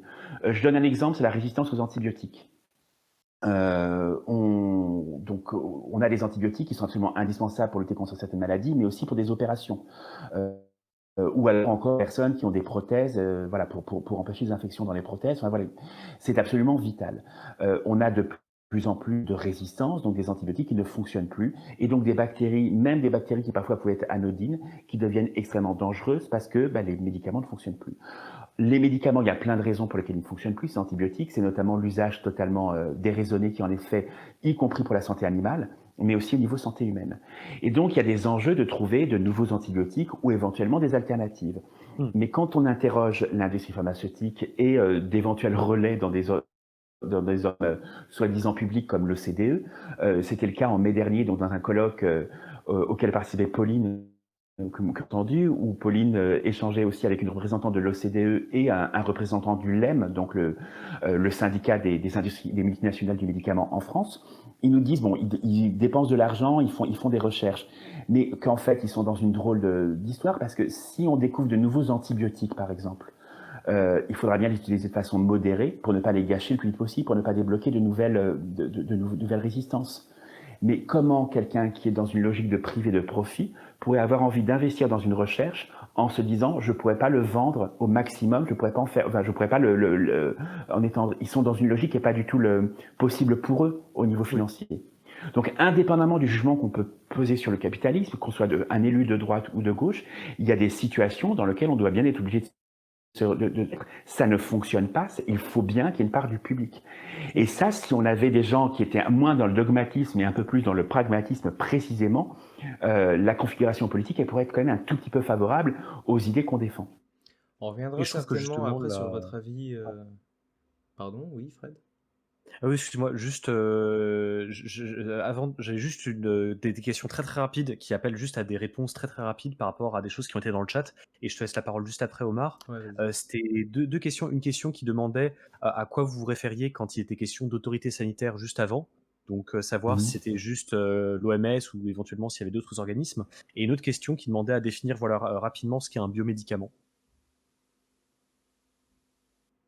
Alors peut-être pour répondre, autorité sanitaire, sur la question de la négociation du prix des médicaments, je pensais vraiment aux institutions étatiques en France, par exemple le Comité économique des produits de santé, qui est en charge de la négociation du prix des médicaments, sous tutelle du ministère de la Santé, donc qui est lié donc vraiment aux autorités françaises, aux autorités sanitaires. L'Organisation mondiale de la santé interfère pas du tout là-dedans, et d'ailleurs l'OMS n'a pas vraiment de pouvoir dans la négociation du prix des médicaments de façon générale. Donc voilà, de façon très précise. Et sur la deuxième partie de la question, en biomédicaments. Donc en fait, il y a, par exemple, si on prend le paracétamol, c'est un médicament issu de la chimie de synthèse, donc c'est en anglais small molecules. Donc c'est un médicament avec un principe actif qui est développé. On en a parlé tout à l'heure. 80% de cette production de principes actifs est concentrée en Chine et en Inde. Et ensuite, à partir de cette matière première pharmaceutique, de ce vrac pharmaceutique, on crée des comprimés, des gélules, etc. C'est des façonniers qui s'en occupent, comme on les appelle. En revanche, les biomédicaments, c'est par exemple certaines chimiothérapies, c'est par exemple certains vaccins, enfin les vaccins, c'est tout un tas d'autres médicaments qui sont pas du tout, qui se fabriquent pas du tout de la même façon, qui sont pas du tout issus de la chimie de synthèse. Donc c'est avec un autre type de matière première et c'est issu de souches du vivant. Voilà, donc ça peut-être pour préciser là-dessus. Est-ce que Jérôme, tu veux compléter sur ces questions? Après, c'était vraiment des questions très très rapides pour. Oui, donc le biomédicament, c'est oui. En soi, c'est des choses qui sont évoquées dans le livre. Du coup, là, c'était plus pour répondre pour les personnes qui voudraient avoir une idée générale. Mais je pense, voilà, pour les personnes qui voudraient creuser, je pense que c'est évoqué dans le livre. Et voilà, je propose qu'on passe plutôt à la question suivante, si ça vous va. Oui, très bien. Ouais. Et du coup, je laisse la place à Omar. Ouais, on a abordé assez rapidement du coup deux choses. Premièrement, les entreprises du médicament et deuxièmement, justement le fait que les politiques, le champ politique en France n'est pas à la hauteur concernant les politiques du médicament et les politiques sanitaires de manière générale.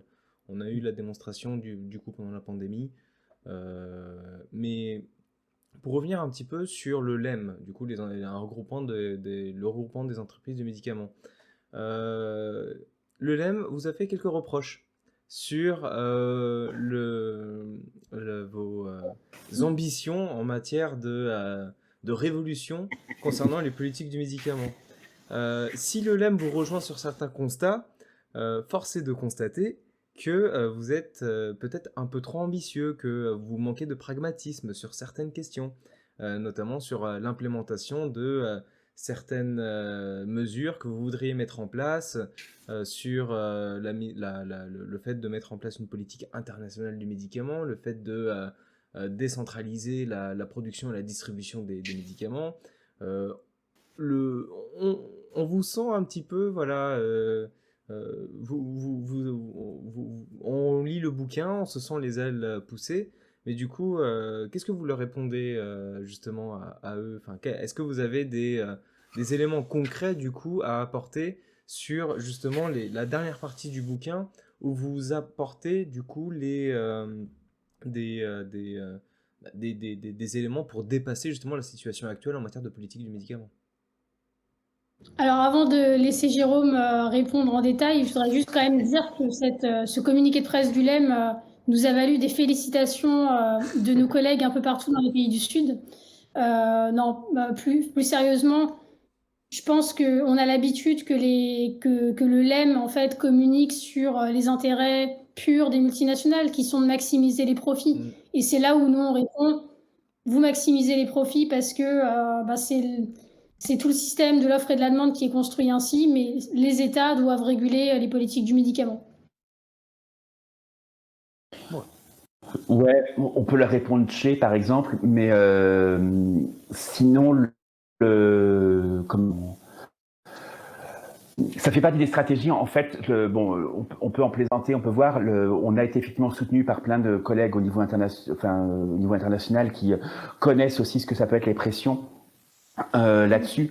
C'est quand même assez troublant que structure comme la nôtre, on arrive à les déranger au point qu'ils aient un communiqué sur nous. Ils brassent quand même des centaines de millions, des milliards d'euros, et ils ont peur. Et ils ont peur de dire qu'on frappe là où ça fait mal pour eux, précisément comme tu le disais, Omar, parce que on montre des exemples. D'une part, on apporte la preuve que ça ne fonctionne pas, que le système actuel ne fonctionne pas, qu'il est perfectible. D'autre part, ils se retrouvent en fait en dehors de ce type de communiqué où c'est des attaques personnelles. Ils disent même qu'on est complotiste sous prétexte qu'on veut éviter les conflits d'intérêts et les liens d'intérêts. Voilà. Donc si c'est ça le complotisme, voilà. C'est surtout que ils n'ont pas grand-chose d'autre à dire en fait par rapport à notre discours, parce que précisément ils peuvent pas nier que c'est le système actuel tel que eux l'organisent et tel qu'il les enrichit eux qui provoque de plus en plus de pénuries. S'il y a des pénuries en France, ce sont des pénuries principalement sur des médicaments qui les intéressent beaucoup moins financièrement, donc ils sécurisent moins la chaîne d'approvisionnement. Et ils vont préférer des médicaments plus nouveaux et plus chers. Donc forcément, vu que eux sont dans ces systèmes où ils veulent faire du profit, évidemment que ça peut se comprendre de leur point de vue à eux. Sauf qu'au niveau du droit de la santé, ça ne peut pas se comprendre.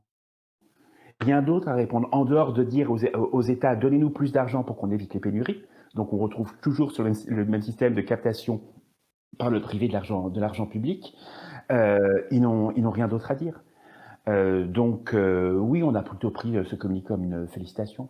Mais c'est assez drôle, là ils ont quand même fait beaucoup de communiqués, de vidéos pour pleurer, trouver que le budget de la sécurité sociale, alors celui sur lequel il y a encore eu un 49.3 hier, n'était pas assez généreux à leur égard, qu'il y avait 3 milliards en moins cette année pour eux. Bon, voilà. Sniff, snouf, j'ai envie de dire. Oui. Oh ouais, c'était juste indigent, et puis c'est les mêmes éléments qu'on retrouve dans d'autres secteurs de toute façon, hein, dès qu'il s'agit de remettre un petit peu en cause la place de l'industrie du médicament en apportant justement des chiffres. Là ça commence un petit peu à transpirer et à répondre sur, comme vous le disiez tout à l'heure, le manque de pragmatisme. On fait passer en fait la situation actuelle d'un point de vue réglementaire, d'un point de vue politique, comme étant la norme sur laquelle se baser. Et si on dépasse un peu trop des volontés de changer ces normes-là, effectivement, on a assez facilement le qualificatif de complotisme qui vient de fou révolutionnaire, etc. Alors qu'effectivement, la grande qualité du bouquin, c'est que tout est vérifiable, le constat est posé, et vous avez, comme vous le dites, le soutien d'un certain, enfin, d'un grand réseau pour proposer justement des solutions pour dépasser cette situation au niveau national, mais également au niveau international. Ce que vous le dites dans le livre, ce qui est important, c'est de réfléchir d'un point de vue plus global, parce qu'on a l'exemple de la pandémie aujourd'hui, on va en avoir d'autres. La santé publique, elle se restreint pas à des frontières. Euh, du coup, j'aimerais revenir également sur votre avis concernant le champ politique. Euh, Est-ce que vous pensez qu'il y a un parti politique ou des partis politiques qui sont plus vertueux que d'autres en matière de politique sanitaire et de politique pharmaceutique? C'est une bonne question. Tu veux répondre, Jérôme?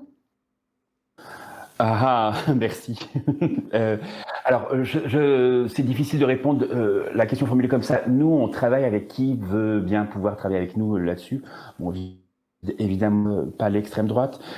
Il se trouve que depuis 3 ans d'existence, de l'Assemblée nationale, ceux qui ont surtout repris les propositions qu'on faisait, que ce soit donc dans les discussions sur le budget de la sécurité sociale, où on a obtenu un amendement retranscrivant un tout petit peu la résolution de l'OMS au niveau transparence, de façon très insuffisante et qui a été gâchée, c'est la France insoumise. Donc c'est beaucoup Caroline Fiat et François Ruffin. Et au niveau du Sénat, c'est un peu plus les communistes. Donc voilà, quand on a sollicité des responsables politiques pour avoir un soutien justement à la demande de levée des brevets faite à l'OMC l'année dernière, on a eu un peu, bon, un peu toute la gauche entre guillemets, enfin Hidalgo de gauche. Donc voilà, donc ceux qui voilà qui ont un peu plus réfléchi sur ces questions-là. Et là, je parle vraiment volontairement que des questions liées à la production et à la propriété intellectuelle, puisque chacun de ces partis ou même des représentants peut par ailleurs avoir d'autres positions qui sont plus problématiques à l'égard de la santé publique. Mais en tout cas, là, pour l'instant, c'est très clair qu'au niveau du Sénat, c'est plutôt les communistes, un tout petit peu les socialistes sur certains sujets, au niveau de la transparence notamment, au niveau du Sénat. Mais c'est quand même beaucoup le PC et LFI, et à l'intérieur de ces groupes-là, 2-3 personnes identifiées. Je sais pas, Pauline, si tu veux compléter. Non, je pense que tu as très bien résumé, Jérôme. En fait, on s'est rendu compte, on a, par exemple, nos propositions d'amendement ou tous nos communiqués, on les envoie systématiquement, donc à tout le monde sauf l'extrême droite, et c'est vrai que systématiquement, ceux qui ont voulu travailler sur ces questions, qui, ont aussi déposé des propositions de loi, parce qu'il y a eu également des propositions de loi, eh bien, c'est la France insoumise et le Parti communiste au Sénat. Donc voilà, et puis ça se limite, on va dire que ça se limite vraiment à ça, voilà. Et c'est vrai qu'il y a, enfin nous, ce qui nous frappe beaucoup avec Jérôme, c'est, de constater que, quasiment toute la droite est, silencieuse sur ces questions ou, répond jamais aux mails, jamais à rien. Donc ça, c'est quand même assez frappant et très inquiétant. Hmm. Il y a quelque chose que j'ai cru comprendre et je me demande quelle place ça occupe par rapport à tous les enjeux que vous avez à faire auxquels vous avez à faire face quand il s'agit justement d'aller vers les politiques et tout. C'est aussi un travail d'information. Est-ce que justement, quelle place ça occupe ce travail d'information et de donner à voir en fait de l'état de l'industrie, des brevets, des enjeux, etc. À quel point est-ce que vous devez en fait faire un travail un peu d'éducation à ce moment-là? Bah, on l'a fait pendant toute la crise sanitaire, même avant le début du Covid, bon, avant le début du Covid, on a beaucoup interagi avec des parlementaires, une fois de plus, notamment de LFI, avec qui on a passé du Mmh. temps pour expliquer, enfin, vraiment sur ces enjeux-là. Mais après, je pense que le travail d'éducation, on l'a fait beaucoup avec les journalistes aussi. OK. C'est-à-dire passer des heures et des heures et des heures, des heures et des heures au téléphone à répondre à des questions précises, à essayer de donner oui, des exemples, sur différents enjeux. Enfin, on a eu tout, quoi. Il y a eu test PCR, comment ça fonctionne, comment les prix des tests PCR, des réactifs sont fixés, qui les produit. La même chose avec les vaccins. Donc on a eu vraiment, voilà, disons que ce travail d'éducation, ça a pris énormément de notre temps. Depuis le début de la crise sanitaire, on passe des heures et des heures chaque semaine à ça. Peut-être un petit peu moins ces derniers temps, mais donc l'idée du livre, je pense, c'était vraiment d'essayer de mettre à disposition, d'expliquer les choses aussi, un éventail plus large de personnes, mais un peu sur le mode de ce qu'on a pu faire avec les journalistes ou avec les parlementaires. Et du coup, pour Ouais, enchaîner par ça c'est rapport oh, oui, bah, vas-y, je t'en prie. pardon, ça s'est vachement traduit avec le Covid, même si on le faisait déjà avant. Et je crois que ça révèle aussi quelque chose qui est un peu euh, déprimant au fonctionnement des médias, enfin voilà, qui est structurel aux rédactions, qui est que le genre de la santé, il est vachement pas bien suivi par nos médias.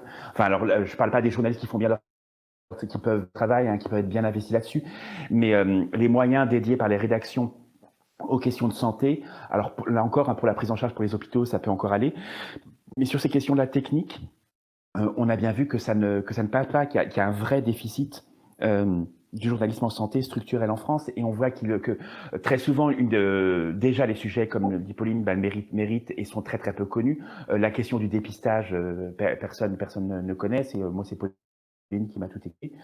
Donc forcément, quand il y a des pénuries de dépistage en avril, mai 2020, il faut expliquer, il faut arriver à expliquer pourquoi et quelles sont les solutions possibles.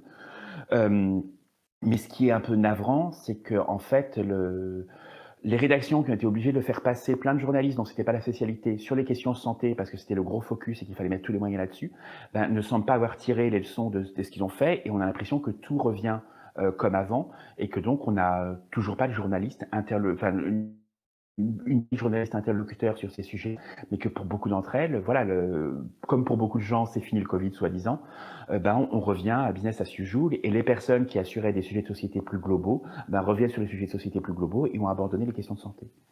Donc c'est Et un aussi peu, ouais. et aussi peut-être pour compléter, et c'est encore une idée du livre, c'est que, enfin, pour compléter ce que disait Jérôme, c'est que les politiques du médicament, ça croise, c'est une question,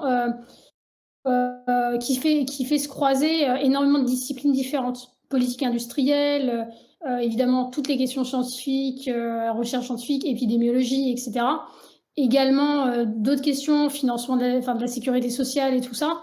Donc c'est énormément de domaines, de compétences variées, puis pharmacologiques également, légales aussi, juridiques. Et donc, on se rend compte que les rédactions travaillent de façon très cloisonnée, c'est-à-dire il y a le service santé qui ne travaille pas sur les questions industrielles, puis il y a le service industrie qui travaille sur l'industrie, mais pas sur la santé. Et donc, ça crée vraiment beaucoup d'angles morts. Et nous, ce qu'on a voulu faire avec le livre, c'était un peu briser les angles morts, c'est-à-dire se faire rencontrer des disciplines qui d'habitude se rencontrent peu, parce que pour peut-être esquisser des solutions ou des idées qu'on retrouve peu dans les médias, qu'on retrouve peu dans les enquêtes d'investigation.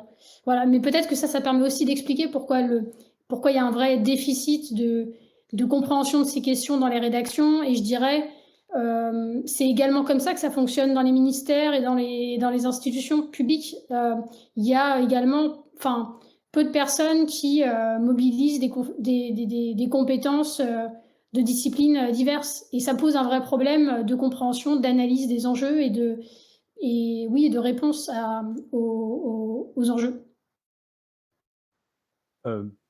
Attendez, un petit spammer que je vire du chat.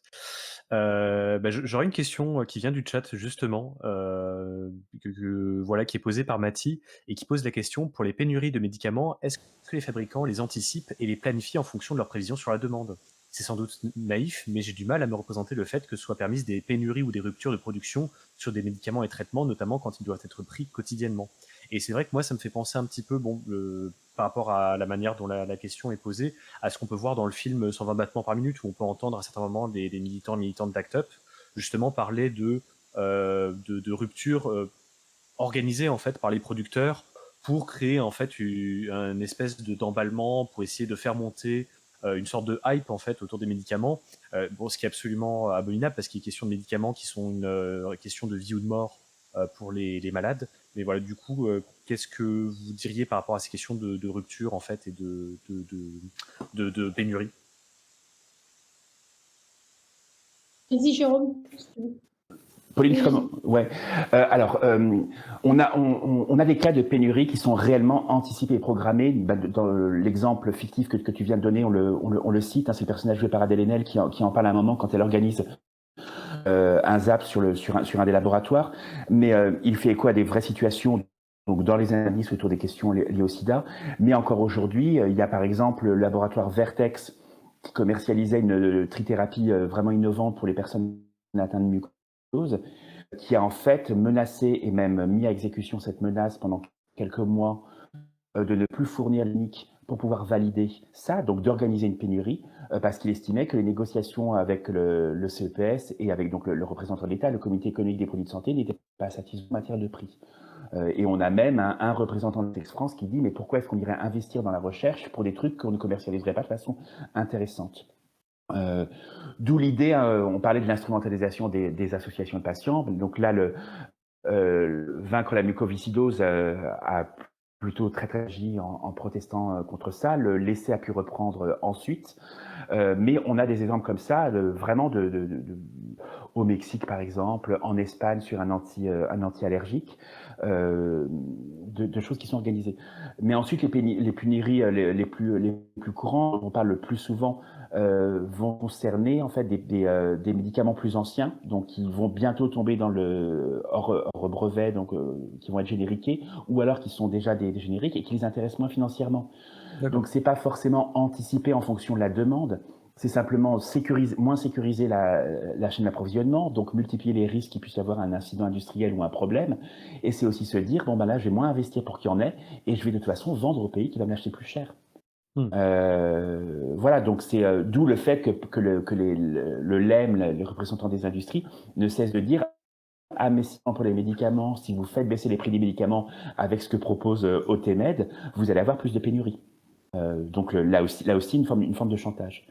Donc dans ce cas-là, on ne peut pas forcément parler d'anticipation, mais juste des logiques propres aux lois de l'offre et de la demande. Ok, ouais. Je sais pas, Pauline, si tu veux rajouter des choses ou...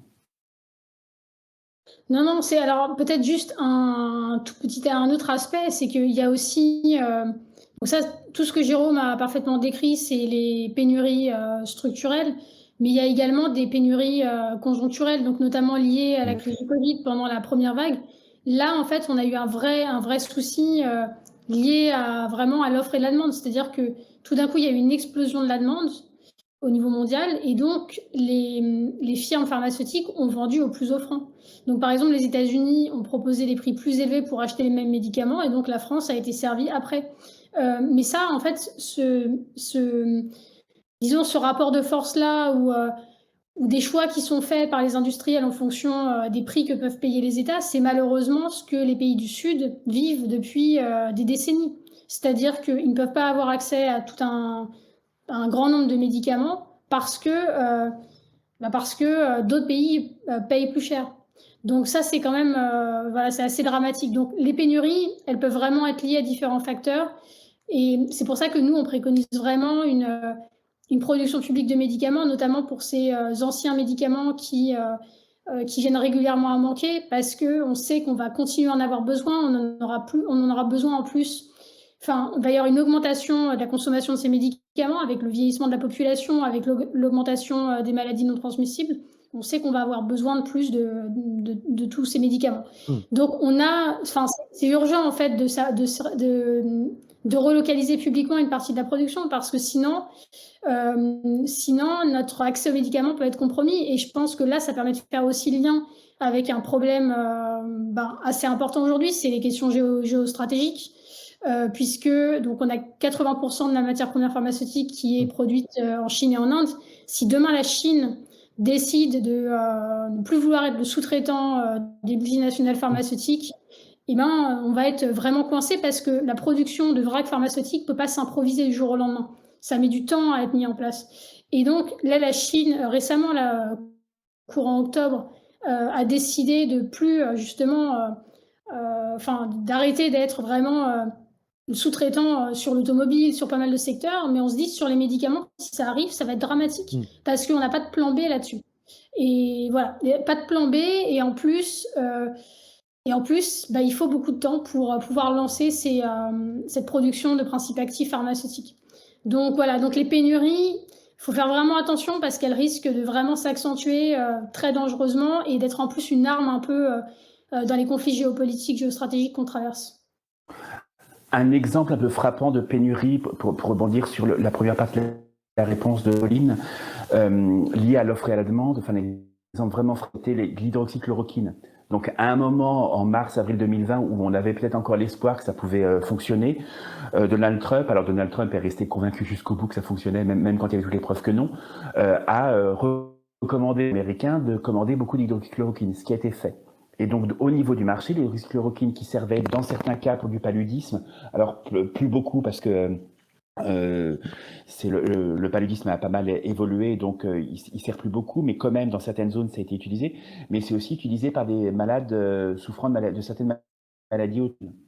Et constaté à ce moment-là sur le marché des grandes tensions qui ne sont pas traduites à ma connaissance par des pilules sèches, mais où il y a quand même eu des soucis pour un certain nombre de malades, notamment en France, de personnes atteintes de lupus, je pense, qui ont eu du mal à y avoir accès. Donc voilà, donc on a l'association d'un facteur conjoncturel, tout d'un coup une demande mondiale liée à des incertitudes scientifiques, l'enthousiasme des falsificateurs de certains responsables politiques, qui joue avec le fait que la production elle pourra pas augmenter d'un moment à l'autre, même si Sanofi l'aurait bien voulu, je suppose, et puis qui fait que des doses de ce médicament qui ne servaient strictement à contre le Covid et qui même pouvaient être dangereux, ont été accaparés et ont failli tourner à des choses un peu dramatiques pour les personnes souffrant de maladies auto-immunes. Un cas aussi Et un autre aspect les questions géostratégiques, c'est extrêmement important et essentiel à avoir en tête. Un autre aspect, c'est les questions aussi environnementales.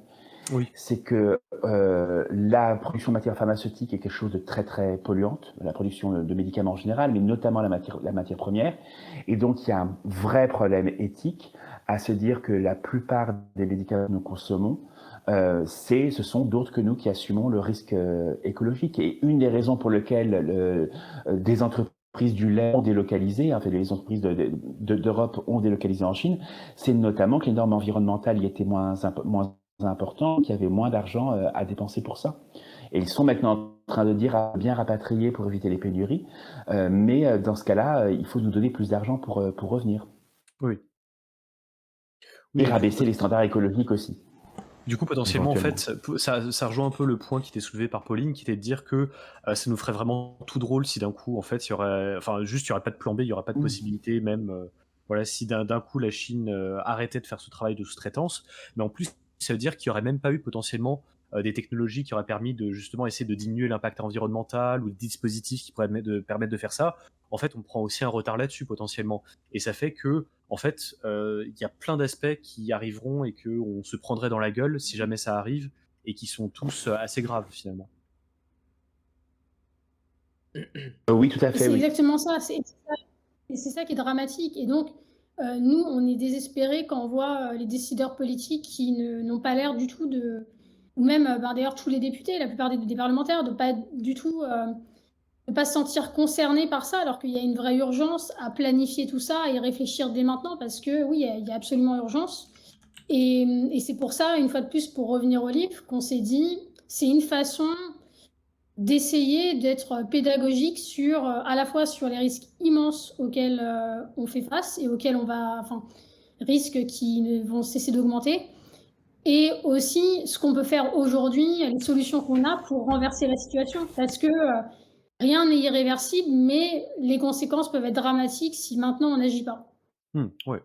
Bah, c'est pour ça, j'ai l'impression qu'effectivement, un 1er travail un peu et qui finalement est déjà très important, bah, on le voit de toute façon, hein, quand on voit le lobby du médicament qui vient et qui agite son poing, vis-à-vis de vous, pour le fait d'avoir fait un livre qui juste expose un peu la situation et qui donne un peu à voir l'état de comment dire? De l'industrie, du marché. Bon, faut dire, on est aussi face à des personnes qui limite sont à un stade de dire: «Bon, arrêtez de nous emmerder, sinon on va tuer des gens», quoi. Donc, on est vraiment pas très loin du méchant un peu caricatural de film, mais bon, c'est la vie et c'est malheureusement on retrouve ces caricatures, en liberté, bon qui sont liées à un système, hein, mais voilà.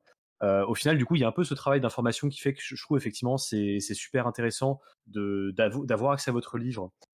Et c'est pour ça d'ailleurs j'encourage les personnes qui nous écoutent à se le procurer si c'est des sujets qui les intéressent et pour potentiellement voilà pouvoir en fait déjà être un peu informé, mieux voir à chaque fois quand il y aurait ce genre d'enjeux qui se déploieraient, mieux se les approprier. À ce propos, je les ai mentionnés en début d'émission, mais je les redonne dans le chat. Il y a les différents entretiens que vous avez pu donner sur différentes chaînes. Moi, j'en ai retenu 3. Donc il y a, notamment, l'émission qu'il y a eu sur Arte qui parlait justement, voilà, des politiques du médicament. L'entretien que Pauline, tu as donné chez François Ruffin sur sa chaîne YouTube, qui était super intéressant, qui partait plus par rapport à ton engagement et qui faisait un peu, qui allait justement vers la question du médicament. Je trouvais que c'était très, très intéressant et c'était super entretien. Et il y avait aussi du coup l'entretien chez Blast, très centré justement voilà sur cette question aussi de l'industrie, de comment elle faillissait. Moi j'aurais, là on arrive un peu vers la fin et du coup j'aurais une dernière question de mon côté, même si j'aurais eu encore plein de choses à vous demander pour rebondir voilà, sur les questions par rapport à l'antivaccinalisme, par rapport aux questions sur la communication publique, par rapport aux médicaments, par rapport à la défiance vis-à-vis des labos, par rapport à comment la recherche. Enfin voilà, il y a plein de trucs, mais ce sera du coup ma dernière question. Serait plus sur les différentes manières de s'approprier ces choses-là. Parce que voilà, du coup, là, je le disais, une première manière potentiellement de s'approprier, ce serait de un peu mieux maîtriser ces enjeux. Ça ne veut pas dire, je pense, connaître par cœur tous les chiffres, savoir comment se fabrique un médicament, différences biomédicaments, ça, bon, c'est intéressant, mais je veux dire, si on oublie ces éléments-là, c'est sans doute pas fondamental. Mais déjà, du coup, il y a ce stade de au moins avoir une idée générale et être un peu structuré. Mais ensuite, comment est-ce que, notamment du point de vue des mouvements sociaux, notamment du point de vue des partis politiques, etc., donc vous mentionniez qu'il y avait des petites alliances qui se faisaient ici et là, des opportunités qui se trouvaient, mais comment, par exemple, des personnes qui pourraient nous écouter, qui, par exemple, voilà, seraient militants dans des syndicats, qui seraient dans des partis politiques, qui, voilà, auraient seraient dans des collectifs de quartier, par exemple. Donc, il y a cette question d'information, mais au-delà de l'information, est-ce qu'il y a des manières, en fait, de justement aller là-dessus? Ça fait un peu le lien aussi avec toutes les problématiques d'autodéfense sanitaire. Est-ce que vous auriez des pistes à ce niveau-là, à suggérer d'ailleurs qui peuvent dépasser en fait le livre?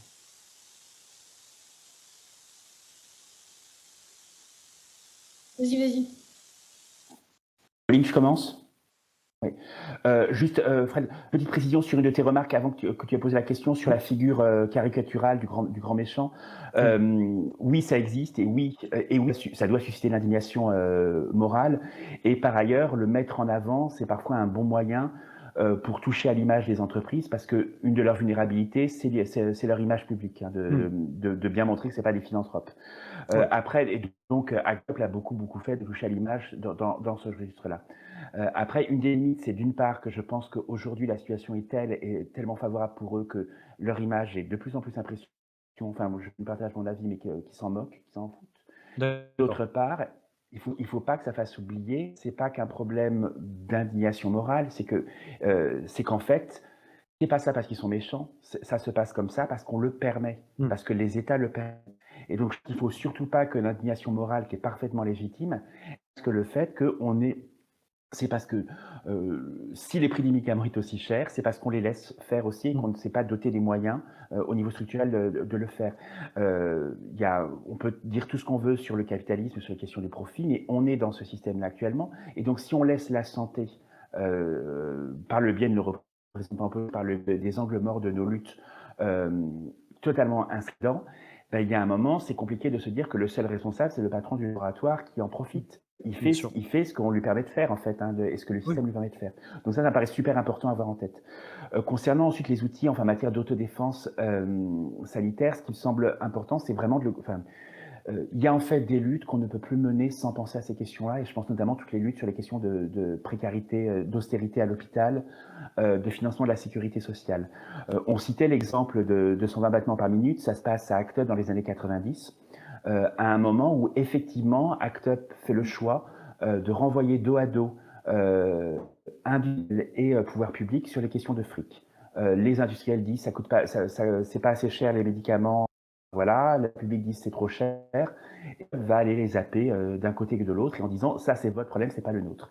Mais c'est les années 90, le budget de l'aide sociale ne fait pas l'objet des débats et de remise en cause tel qu'il le fait aujourd'hui, et donc c'était politiquement pertinent et sans doute la solution à faire. Aujourd'hui, on ne le plus. C'est-à-dire que pas de notre côté, c'est pour ça que parmi les choses qu'on a faites au niveau de l'Observatoire, c'est s'allier avec des collectifs comme le collectif Interhôpitaux et surtout le collectif Interurgence, de façon à ce que les questions de débat sur l'austérité à l'hôpital, elles soient aussi en lien avec ça. C'est que l'état de l'hôpital n'est pas simplement scandaleux parce que c'est le droit à la santé et que la santé, il faudrait pas, faudrait pas parler argent, on va la santé. Il est scandaleux parce que d'un côté, on nous dit, faut contrôler sans cesse les dépenses à l'hôpital, mais qu'on ne contrôle jamais les dépenses de médicaments, ou alors quand on le fait, c'est pour rendre responsables les malades, pour dire, vous coûtez trop cher à la société. Mais jamais. Donc là, c'est un exemple vraiment d'avoir de lutte à avoir en tête, et ça peut se faire avec beaucoup de niveaux. Effectivement, une des difficultés qu'on peut avoir dans les mouvements sociaux pour s'emparer de ça, c'est l'impression que ça nous dépasse totalement. La complexité apparente des sujets, le fait, comme l'a dit Pauline tout à l'heure, que ça brasse énormément de domaines de savoir différents, donc on peut se sentir totalement perdu entre l'économie, la propriété intellectuelle, la pharmacologie, la médecine, la science, etc. Donc ça paraît vraiment énorme. Et pourtant, l'objectif du livre, c'est de montrer que non, on peut rattacher ça à des questions. Les luttes antiracistes, elles ne peuvent pas faire l'économie, par exemple, du travail qui peut se faire autour de l'aide médicale État, donc la protection maladie des sans-papiers, qui est sans cesse remise en cause depuis 25-30 ans. Quand c'est les postes de médicaments qui coûtent très très cher sur l'aide médicale État. D'une part, médicaments sur des maladies graves comme le sida, l'hépatite, qui devraient justifier que les personnes soient régularisées au nom du droit au séjour pour soins. Donc il y a un premier problème. Et puis de l'autre côté, il y a la question des prix des médicaments. Et ça serait vraiment bien que les associations, les mouvements qui portent ces questions-là le rappellent aussi. Qu'on réintègre, qu'on fasse le lien entre les luttes existantes. Un dernier exemple, c'est, je pense précisément aux associations qui se sont mobilisées contre le dysfonctionnement de la vaccination pour la variole du singe, en mettant en avant l'homophobie d'intervention de ministres ou de députés sur ça, en montrant le fait que la société civile n'avait pas été assez impliquée dans l'organisation. Et ce qui est assez surprenant, c'est qu'en fait, ces organisations-là n'ont pas intégré ce que nous, on pouvait dire sur la question de la production, la question de l'opacité autour des stocks de la variole du singe, toutes ces choses-là, que pourtant elles connaissaient parce qu'elles relayaient nos propres communiqués. Mais en fait, ça n'a pas infusé dans leur propre lutte. Et donc, il y a vraiment la nécessité qu'à tous les niveaux, ça s'infuse. Et puis de façon pragmatique, si les mouvements sociaux, partis politiques, syndicats pouvaient déjà demander ou même imposer à leurs adhérents de mettre le masque dans les réunions, d'aérer, etc., peut-être que ça pourrait déjà être un tout petit truc en matière d'autodéfense sanitaire très important. Je ne sais pas si Pauline, tu as d'autres choses à dire? Non, je pense que tu as bien résumé les choses, Jérôme, là-dessus. Ok. C'est pareil sur les questions, c'est pareil sur les questions internationales, hein, de se dire que, ce qu'il faut, c'est résister à l'idée de fatalité. Fatalité, c'est trop horrible. Et j'espère que dans les discussions, parfois, on n'a pas prêté le flanc à ça, parce que c'est vrai que faire le constat de puissances, qui sont vraiment très très fortes contre la santé, d'enjeux sanitaires qui sont vraiment super effrayants. Hein. La résistance aux antibiotiques, c'est un peu flippant. Il faut constamment se dire non, il y a des choses pragmatiques qui sont faisables. Par exemple, sur les questions de résistance aux médicaments, on conseiller, Pauline, je parle aussi en ton nom, mais je pense que tu es d'accord avec moi, un livre qui vient de sortir aux éditions La Saint-Paul-de-Brive, Face à l'antibiorésistance, qui décrit tous les enjeux. Donc c'est une anthropologue qui décrit tous les enjeux d'un nouveau champ de recherche, enfin nouveau en tout cas en France, parce que ce domaine existe depuis 100 ans, autour des phages, des virus qui permettent de lutter contre les bactéries et qui pourrait être vraiment une alternative à ça. Et ce livre fait le point là-dessus. Donc, si vous êtes angoissé après tout ce qu'on a pu vous dire sur les antirésistances, n'hésitez pas à vous procurer aussi ce livre-là, qui est vraiment un truc qui va vraiment être, j'espère, au cœur de l'actualité des débats sur cet enjeu-là dans les prochains mois. En fait, ce qu'on veut vraiment également, peut-être pour un peu conclure, mais vraiment que les personnes qui nous écoutent comprennent à travers le livre, etc., c'est que chacun a un rôle à jouer, en fait. Et qu'on a, je pense, tous avec des positionnements différents, chercheurs, militants, institutionnels, conseillers, journalistes. En fait, tout le monde a un rôle à jouer, soignants aussi, tout le monde a un rôle à jouer pour trouver de nouveaux espaces, pour de réfléchir à de nouvelles solutions sur ces questions et collectivement réfléchir, penser, trouver de nouveaux modèles qui nous permettront de sortir de l'impasse dans laquelle on est. Donc l'idée vraiment, c'est l'inverse de la fatalité, c'est de se dire, chacun a un rôle à jouer vraiment, et tout le monde peut se saisir, s'emparer de ces questions pour le transformer en une action, en des actions pour faire avancer les choses. Ouais, des appels à l'action, du coup, qui sont également mentionnés dans Combien coûtent nos vies? Enquête sur les politiques du médicament. Un livre très accessible qui remet en perspective, du coup, énormément de données chiffrées, qui montre également le grand décalage qu'il y a entre une politique sanitaire ambitieuse et la volonté industrielle en matière de recherche, de production et de distribution des médicaments. Pauline et Jérôme, merci beaucoup d'avoir participé, merci beaucoup de vos éclairages. On invite du coup toutes les personnes présentes ici à les suivre sur les réseaux sociaux. Donc vous avez les Twitter qui apparaissent. Que dire d'autre? Le live Là, un très grand merci. Bah, merci beaucoup. Le live sera accessible en replay, il sera également accessible sur YouTube. On vous tiendra au courant du coup de leur publication. Et donc, merci encore. Merci à vous deux aussi. Bah, ça a été un plaisir.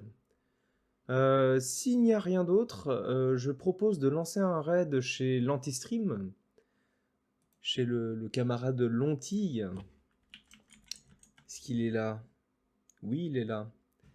Donc, encore une fois, vous n'avez aucune obligation de rester, vous pouvez juste faire un petit coucou.